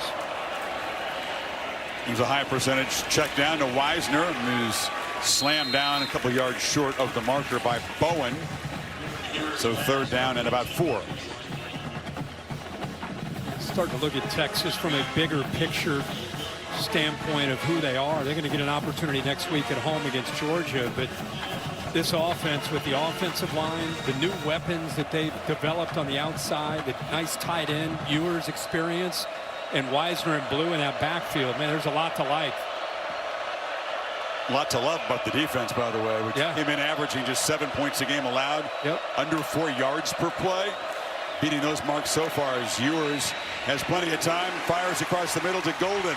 Matthew Golden, and that throw downfield over the middle was accurate. Picked up 23. You know, you have a mesh underneath. They're expecting man, so you get this look and this look in case it's man, and then you get the backside dig route. See underneath? Not there. It opens up perfectly for that throw right behind. Beautiful opening throwing lane for him. After tempo, Wisner takes off and a first down run for about 5. Yeah, you come into this game thinking Blue might be the featured guy, and his game has gone on more and more. Wisner's gotten a hot hand. He's averaging 12 yards a carry, up and over 100 yards. He looks fresh. He looks really good. 200-pounder. Breakout game for him, best game of his career. He's doing 100 yards plus rushing in the Red River game. That constitutes a breakout for the sophomore.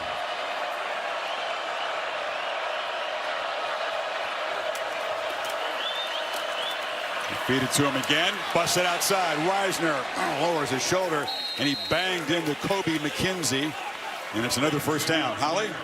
Well, you see the run game starting to heat up. Time for the passer to operate. This offensive line of Texas is gelling and coming together at a perfect moment. Remember, their center, Jake Majors, last year got injured early in this game, and things went south. Good to see him healthy out there running things. Huge turning point last year early when he left the game. Majors has a PhD in the offensive scheme. Yeah, he certainly does. Kirk Flood summed it up when he told, or Kyle Flood summed it up when he said he's basically a coach on the field. 48 career starts, a leader. Makes as many calls as Quinn Ewers. You know, he and Quinn Ewers work together when it comes to recognizing fronts, looking for that Mike linebacker, just making sure everybody's on the same page. Some things go overlooked by fans. Having a veteran center for any offense is big. It certainly didn't hurt Arch Manning when he stepped in to fill in for Ewers. That steady hand, making his 47th start today. Jaden Blue on the edge, explodes around the corner, shoved out of bounds. DeAndre Moore made a block. Bowen got him down, but an 11-yard gain. To me, I think you just learn a lot about a personality of a team by how the receivers block. And this Texas team is an unselfish group. I mean, they look like they take as much pride in blocking as they do catching the football. And that time, as you pointed out, DeAndre Moore right out there doing a great job.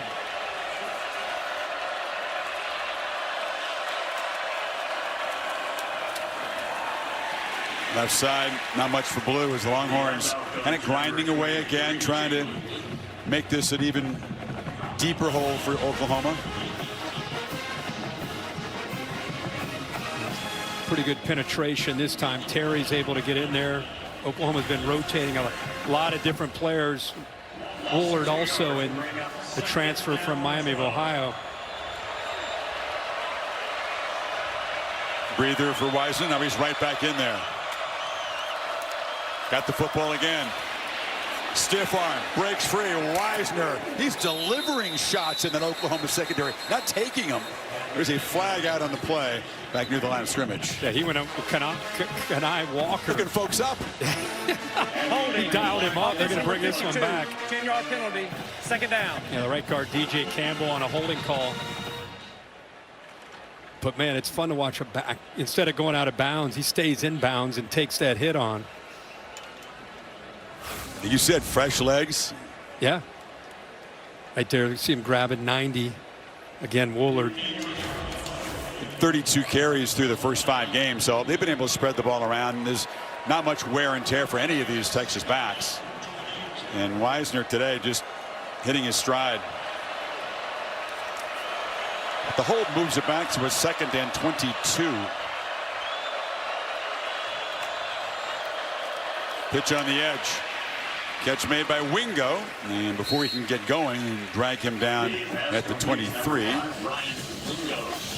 Even though Sark's becoming more conservative here in this second half with this lead, it's still his play design, the eye candy, the pre-snap movement, false keys.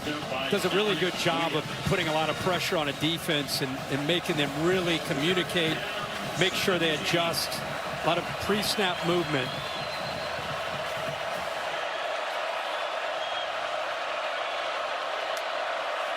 On 3rd and 17, Ewers faces a 3-man rush and launches for the end zone, but it's overthrown. Wingo was actually tracking back and made a defensive play to knock the ball away. Bowen was in the neighborhood, and it's 4th down. That's when you have confidence in your guy. When the defensive back, you're throwing a go route, and the defensive back's 5 yards ahead of the receiver, and you're just like, you know what? He's going to put it up there. Look how far out. Look at Bowen. He's way down. He's like, yeah, I'll give him a shot. What the heck? That's when you know a guy at 6'2" can go up and potentially make a play. Well, Auburn officially 0 for 1. He missed one attempt. Oklahoma had called timeout, then missed it after that. This from 41, and this is right down the middle. So that'll help get some confidence. Last time they won, Ole Miss won in there was 2008. But they got a veteran quarterback and a scheme, and after losing to Kentucky, a little LC urgency and redemption. Another interesting day in the SEC. South Carolina very nearly gave Alabama a 2nd consecutive loss. Not the bounce back performance the Tide faithful were looking for. Devin Jordan is going to be knocked down. Decided to bring it out and stop. Hesitated, and then brought it out. And now you put this offense, just what they need, in a hole again. We encourage you, if you're able to, donate to the American Red Cross. Just a devastating 1-2 punch. Hurricane Helene came, and then Hurricane Milton struck through Florida. Please donate at redcross.org/ESPN to help folks recover. So from the 12-yard line, 88 yards away from the burnt orange colored end zone, Hawkins desperate to make a play to spark this offense. Final minute of the quarter. Long sideline throw, and the catch is made by Zion Kearney, knocked out near the marker. 1st down. Got to play with serious urgency now. You're down 3 scores. Not a big play offense. You got to find a way to create one. And Texas is not in a cooperative mood, playing one of the elite defenses in the sport. Play fake. Hawkins down the middle, and the catch is made across there by Bowers. Sharp. Pick up about 9. Actually, it's going to be enough for the 10. They spot it right on the stripe there. Yeah, that time they caught him in man coverage. Texas has been playing a lot of zone, but that time man coverage had opened up nicely. He got it out in a hurry, which is what you love to see for this Oklahoma offense. Don't let OU get in there, or Texas get in there, and affect this quarterback. Quick throws. Thought they could squeeze in a play here before the end of the quarter, but that's not going to happen. Clock does run out. So just a field goal for Texas in the 3rd quarter. They build the lead. 20. I'll tell you a story after the play. You're not dabbling. Play fake. Hawkins again looked downfield, didn't find the debate. Texas is just not allowing that. Checks it down. I had a turkey leg. I had a turkey leg. Come on. On the SEC Nation show, they handed me one. I didn't know you wouldn't have liked it. It looked like a rare turkey leg. I don't think turkey meat should be had rare. Shot. You got to burn it. Check with me tomorrow. Make sure. Yeah. Like mine, everything burnt. Tasted good. It just looked raw. Too pink. Yeah. Not my thing. Quarterback run all the way. Hawkins plows forward within about 2 yards of the marker. 3rd down coming up. Greatest thing about a young quarterback like Michael Hawkins, just like we saw that night he came in Norman against the Tennessee defensive front, showed so much toughness. And this game has not gone the way they had hoped, obviously, but the one thing you can count on with him is kid keeps fighting.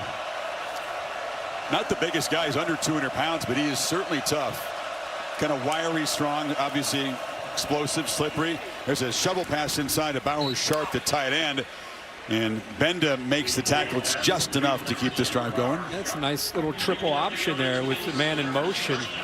The receiver, or the back, Barnes, he could have handed that off or dipped it underneath, which he decides to do. Three-man rush. Hawkins is still pressured and flush, and a flag comes out. That stings when Texas rushes three quarterbacks on the move, and you get an apparent holding penalty. Yeah, holding on Hickman, the center. Yeah, you're right. Sorrell broke through there.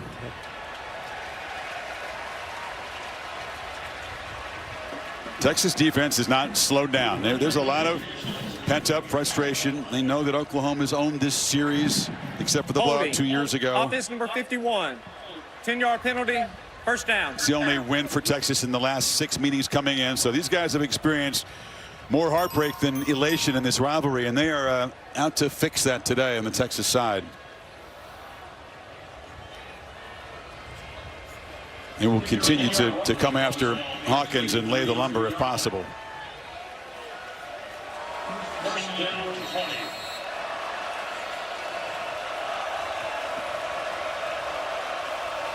Five receivers out, empty backfield.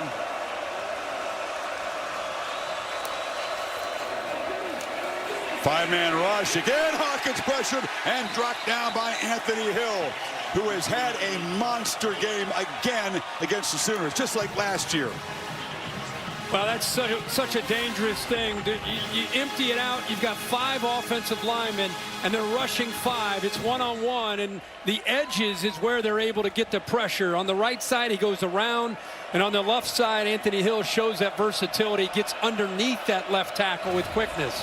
10 tackles for Hill, forced to fumble earlier, now has a sack.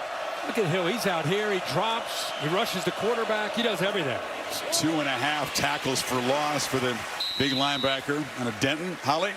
Well, guys, Anthony Hill is known for being a playmaker. He watches extra film so he can do this. His first year as a varsity high schooler, he had 105 tackles. His personal best, 22 tackles in a game. And guess who it was against? Boise State. Ashton Jeanty. He knows how to tackle in big moments. 22 tackles, and it was that guy who's one of the hardest to bring down in the country. Kurt? Yeah, he's got a real sense for the spotlights here. He is a big game linebacker, and he's got another one under his belt today. He's chasing down the quarterback again. Did you see the speed of Hill that time? I said there's going to be no let-up for this defense. No, and it's the versatility. Like I said, he plays middle linebacker. He'll play out on the edge. He'll walk up and rush the quarterback. He does everything. Here he knows there's the threat of him taking off and running. It's maybe OU's best play. Everyone's covered. The quarterback runs. And Oklahoma continuing to go that way. They're going to our left, backwards. They can't go the other way today. It's been a tough day for the offense. Yeah, you run out of bounds there. It's going to go down as another sack. And Zinga way too busy today as the Oklahoma punter.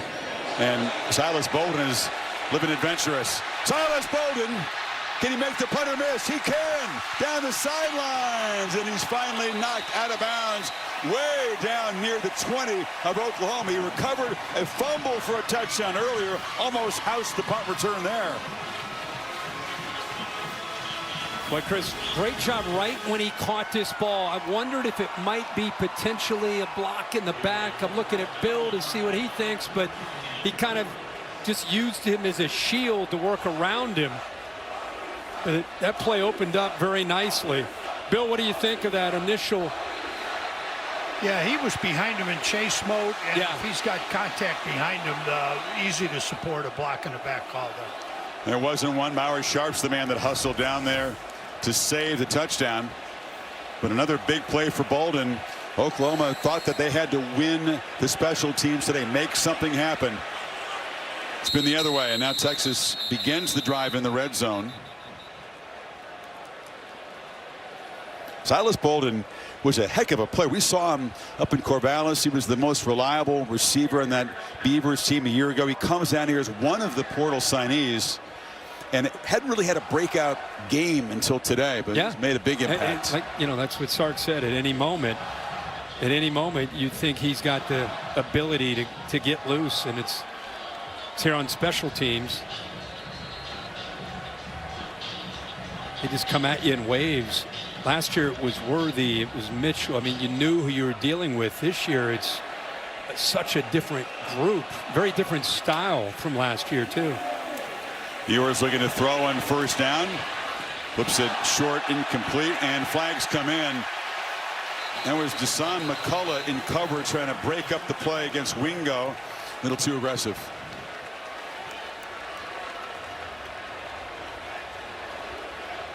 Again, McCullough coming back, playing his first football of the season off that foot injury.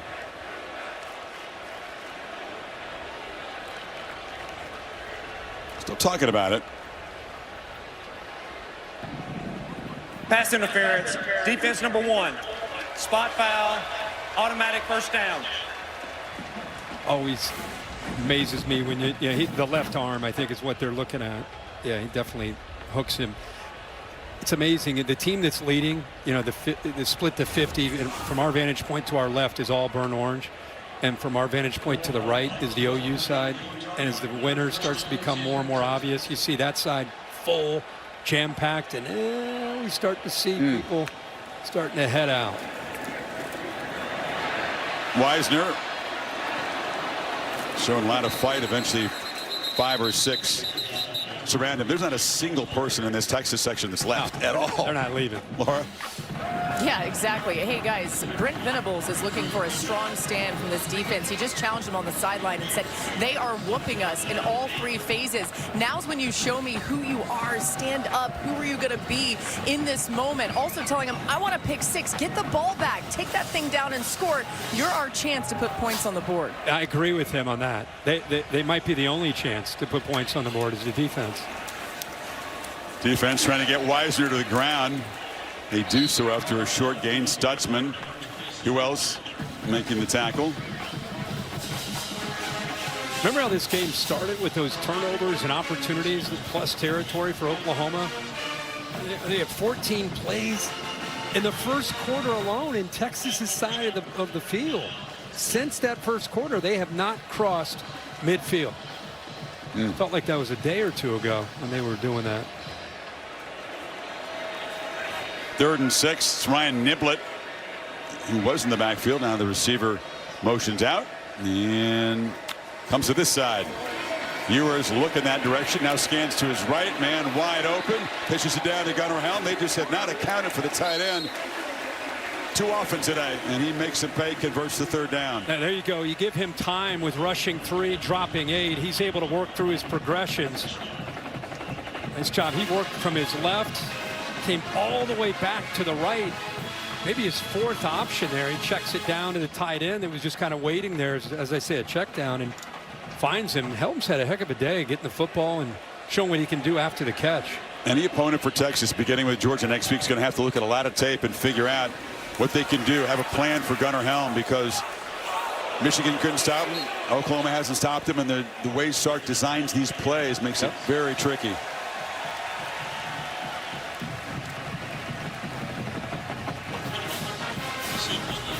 Jake Majors this time gets bent over. Watch 65. That's again the fear when you get rolled up on, and he goes all the way back trying to protect that leg, that right leg. He's still on the field, so good news for Texas fans. You don't want to lose the veteran.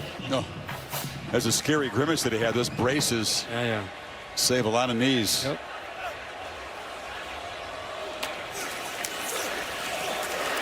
Pitch to the end zone. Leaping attempt. Incomplete. Golden went up for it. Caught it. Could not get the foot down.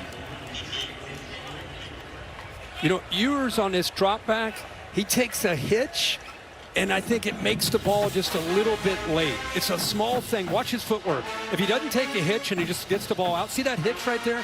That's the difference between having enough room out there and just being a little bit late. And that hitch cost him a potential touchdown against Bowen. So 3rd and goal.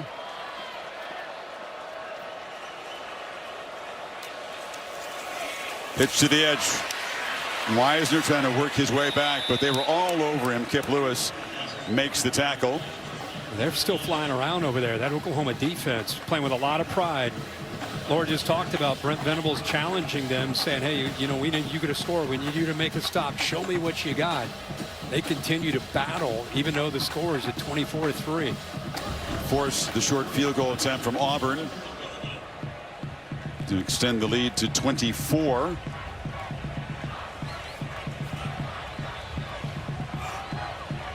This from 29 yards out. And Auburn makes it 2 for 3 on this Saturday.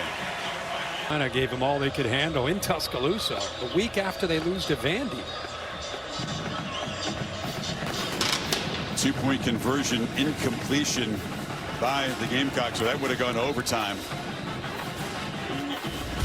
Meanwhile, it's going to be a reunion of Bebo and Uga. This happened, remember at the Ball State Sugar Bowl? Look out. Look out, horns down. Yeah. That dog, Uga showed some quickness there.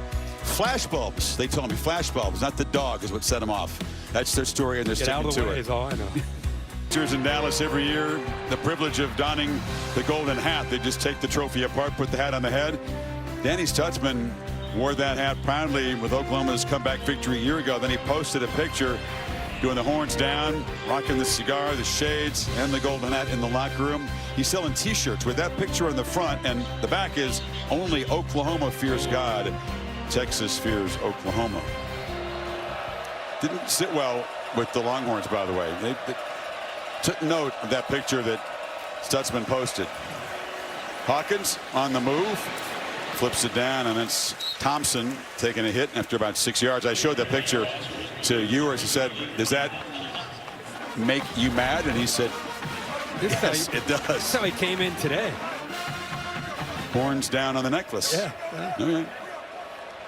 Well, you earn the right to brag and to sell swag when you win, and it's going to be apparently Texas's turn to do that. Barnes smothered, nothing there. Maurice Blackwell. Should say this to defend Oklahoma a bit. What they've been dealing with. Everyone's going to look at this score and say Oklahoma and the SEC. Come on. No. Oklahoma's defense, healthy, is ready for the SEC. Oklahoma's offense, with their top 5 receivers, with the offensive line, it's been a disarray with injuries. Going to a true freshman quarterback, it's just their margin of error is so small. I'm not making excuses for them, but they're depleted on offense right now. And bobbled, eventually dropped by Reagans. They made some miraculous plays, a deep shot, a pick 6 to beat Auburn. Gritty victory on the road last week, but that's where they're going to have to manufacture wins in this conference until they get some guys back healthy. You got to get healthy, and you got to get a quarterback that can go through his progressions, and they're just not there right now. I think they all thought when the season started Jackson Arnold would be that guy, number 11, and he's been replaced a couple of games ago by Hawkins, and they're going to be some good moments. There's going to be some tough moments with where they are. Hawkins flushed on 4th down, and he just flips it away. No chance to make a play. Couldn't do that on 4th down. Yeah, Texas takes over. Again, that's an example with, in a perfect world, a guy like Michael Hawkins, who's in that developmental stage of his career, there's a guy in front of him playing, and he's learning and watching and growing, but he's forced to be out there and play. And you're seeing his youth now down the road. He's going to be a great player. He's got all the physical traits, but game's moving fast for him. Not a lot of help around him, and it's easy to point the finger at him, but this is it's a group effort. That's South Carolina at home next. Still got to go to Mississippi, at Missouri, at LSU. That's what's ahead for Oklahoma in the SEC. And by the way, they have Alabama coming in to Norman. Yeah. Not easier. Double pass again. They're going to try it. Golden chucks into the end zone. And this time they make the catch. He threw into double coverage, but coming down with the football his helm there, and it was such a bad throw the first time. He said, Coach, let me try it again. I'll tell you what, it should have been picked. I don't know how this ball was not picked. Give Helm a lot of credit for going up there and high-pointing the football to take it away from Robert Spears Jennings, but I can't believe he caught that. Gibson gets the handoff and muscles down near the 1. You don't see that too often. A double pass with a receiver. The first one is laughable. Right. You give him another chance. These should never have been thrown. He threw a, like a fair catch up. If you threw that to the outside, he's laughing. It's a touchdown. Before they get ready for Georgia next week, they may want to have throwing practice with these running backs and receivers to see who gives you the best chance. You know, with the way Gunnar Helm is playing, I'd throw him anything. Just throw it anywhere, and he comes down with it. How about him getting up at 6'5", went up and found that football and brought it down. The kid's a baller. Tremendous athlete, leading receiver, 91 yards after that. 20-yard gain. Ewers will run it in. Takes a shot in the end zone, but builds the lead. And Texas getting some sweet payback today for some recent losses to the Sooners. I can't help but think, it's 27-3 with 5 minutes to go. You just stop them on 4th down. You're at the 25-yard line. I know where you're going. I was like, he's calling a double pass. That's part of a rivalry, right? I think they're not only doing this, they seem to be enjoying it as well. He enjoyed that. Yeah. It was a nightmarish start. Back-to-back years, Ewers shaky early, threw a pick, was really off his game the entire first quarter. Got it going for the last 3 quarters. 34. Between the rankings coming in, Ohio State, Oregon. It's a primetime game in Autzen Stadium. 2 versus 3. Penn State and USC are battling. USC went back on top. They've led most of the game. Penn State tied it. Now it's touchdown lead for Penn State. Alabama talked about that incredible scare at home against South Carolina. We talked about Ole Miss as a favorite on the road at LSU tonight. Ohio State, Oregon. Well, that's a huge one. Who do you like? I go Buckeyes on the road. Yeah. I think so.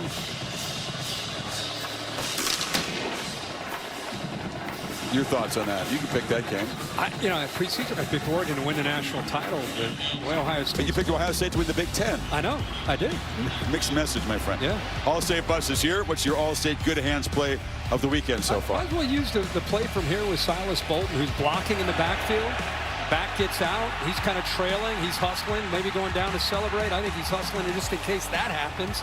And he's right there to jump on top of it. Went 55 yards to secure that. That was a big play in this game because Oklahoma, they were right there. Stutzman's about to jump on that fumble. Would have been their ball, but bailed Wisner out. He was in 5th gear. When he saw the ball loose, he hit to 6th gear. He accelerated, right? He did. That's the new world of the 12-team playoff. You could see Ohio State maybe winning the Big Ten in Indianapolis. Then you throw all those teams into that playoff. Sure. Oregon could get hot, but man, Ohio State haven't played anybody great. Played Iowa, played Michigan State. Find out really how good they are. Are they in there with Texas and Georgia, some of the elite teams? Or is Oregon that team? Barnes to run. Hawkins completing 12 of 19 today, but just 93 yards. Still hasn't thrown an interception this season, but just couldn't generate anything in the air to the end zone, and he was pressured and hit, sacked 5 times. Holly? Well, guys, I actually talked to some of the Texas players about being ranked #1. How have they talked internally about that? And Jake Majors, the center and leader of this team, said, you know what, we've said it's cool, but we don't care. We only care about being ranked #1 on January 20th. Long way to go and a major test coming up. Who's the lone SEC unbeaten team of the Dogs in Austin next Saturday night. Pitch inside, and that's Carrion, the freshman from Odessa, with just his 2nd catch of the season for 13 yards. There's Majors. Yep. Good forward to sitting down with him next week in Austin. Just one of the great, cerebral guys. Just, when they say coach on the field, they mean that. A lot of times a coach will throw that term out there. That dude has coach level knowledge of protections. Hawkins again, seeing this so often, just trying to sprint to the sidelines for anything he can create, and that wasn't much. Now they're trying to hit the wheel route, the back sliding out of the backfield. Taylor Tatum, but Texas took that away. And so he just got out of there as quickly as he could and took off. Got some positive yards anyway.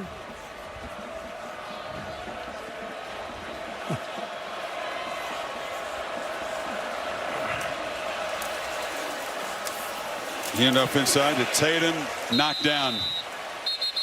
Well, Texas is going to continue to be a flag on the play. One of the most impressive defenses in college football at about the halfway point. Holding, offense number 76.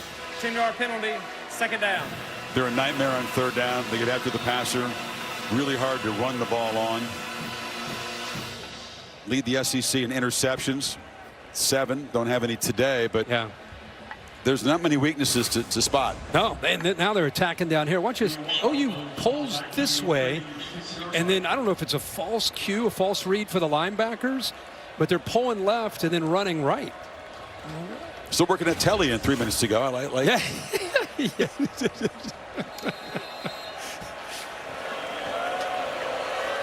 Get the golden hats ready. Where's Longhorns are going to enjoy wearing them today. Where's Cupper? Is he out there? He is. Oh no. There's another pass rush where there was just no holding penalty thrown. I think let's just get this thing over with, because there was a tackle just about made to keep Hawkins from getting leveled there. Bill Norton was charging through there after the quarterback.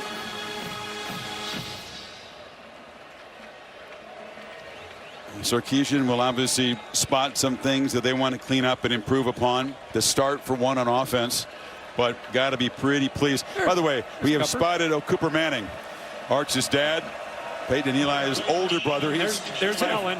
Ellen's in charge of Coop. Cooper's my favorite Manning. He's the funniest of the brothers. Yeah. Get a big ass hat on. He told me he keeps a really low profile. He's wearing a 100-gallon hat in there, but that's a good look. He reports into his left. I guess his orders are to keep a low profile and not get spotted, because he's usually better. Well, that's how you're going to get spotted when you wear that or a hat like that, like Big Tex. His dad used to keep a low profile, headsets at the radio call, watching Peyton and Eli. He did a radio show with Cooper a long time ago. Hawkins takes off. You call him Cooper or Cupper? Well, I know what you're doing. As the family would say it. Arch says Cupper. Cooper, yeah. Well, but Cooper. Cooper. Outside of New Orleans is normally Cooper. Anyway, whatever. He's a proud dad. He's interesting. He played some football at Ole Miss. Didn't get the height and arm talent of the other brothers. Great receiver. He's a good athlete. Great athlete. And obviously Arch has a lot on the medical cart. Appears to be a stretcher there. It'll make its way to the field. And we are exactly 2 minutes away from Texas grabbing that trophy. You can take it right off the base and pass it around.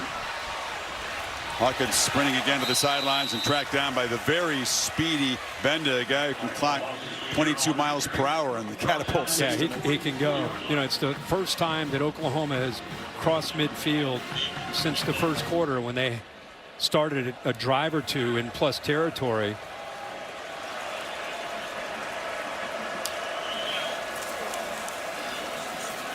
Hawkins dumps it down. Catch made. Hit delivered. This Longhorn defense continues to be fired up. Hit late on Tatum. A couple of years ago, the dramatic comeback as the hat makes its way out here. Caleb Williams had that hat on. It was an amazing comeback. Lincoln Riley's last year here, but sandwiched around that, Gabriel a year ago, Caleb Williams, and then 2 of the last 3 years now have been emphatic Texas victories. So players on both sides have experienced some real highs and lows, some amazing wins Offense number 10. for these OU seniors, and 2 really lopsided losses at the hands of their rival. Yep. So much focus on these 2 teams coming into the SEC, but when you get close to the programs, it's as much about OU Texas as it is joining the SEC. Such bragging rights on the line. A lot of these guys played high school football together, like most rivalries. Quinn Ewers has bragging rights. By the way, his girlfriend Maggie goes to Oklahoma. She's from Texas. They knew each other before, and he'll visit her. She was sitting, by the way, with the Ewers family, not rooting for her school, but rooting for the boyfriend, which is a smart move. Catch made by Kearney. Texas defensive line starter studs still out there in the field. You see Sorrell, I see Broughton still out there. 45 seconds to go. Yep. Giving them the opportunity to finish the job, I guess, on the field.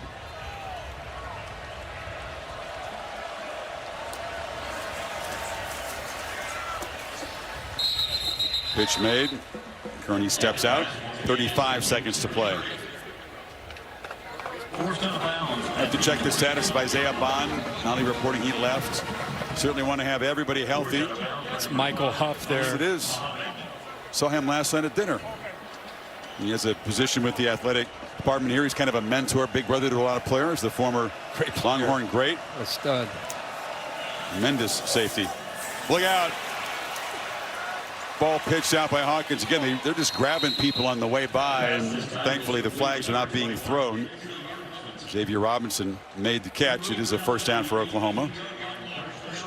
Yeah, he pulled Anthony Hill down there. Was keep this game moving, it looks like.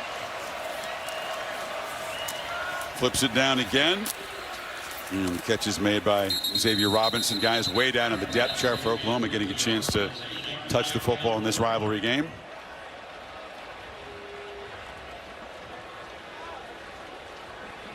Not the way he imagined it. The passer.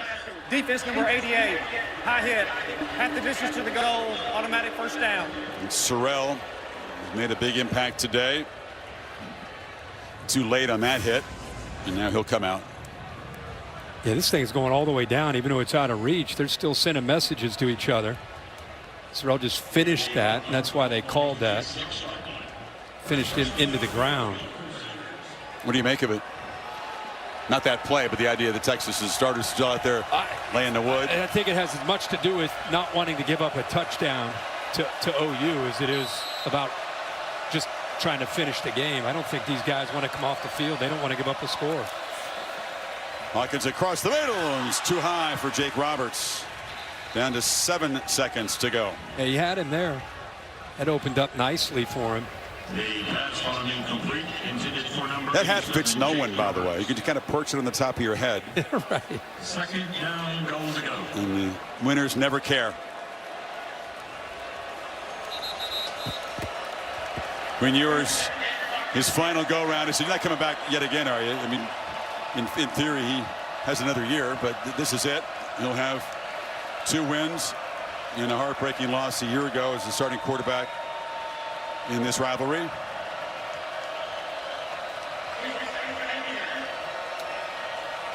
Put 3 seconds back on, so time for a couple more plays for Oklahoma. 2nd and goal. Pressured and still alive, and just flips it out of bounds with 2 seconds to go. So Texas fighting and defending the last few yards here, trying to keep him out of the end zone. Lole knocked that ball out. The ball came out. Got it back and threw it away. All right. I don't tell the players on either side this last play's a formality. No, this is it. This is a big one here. 2 seconds to go.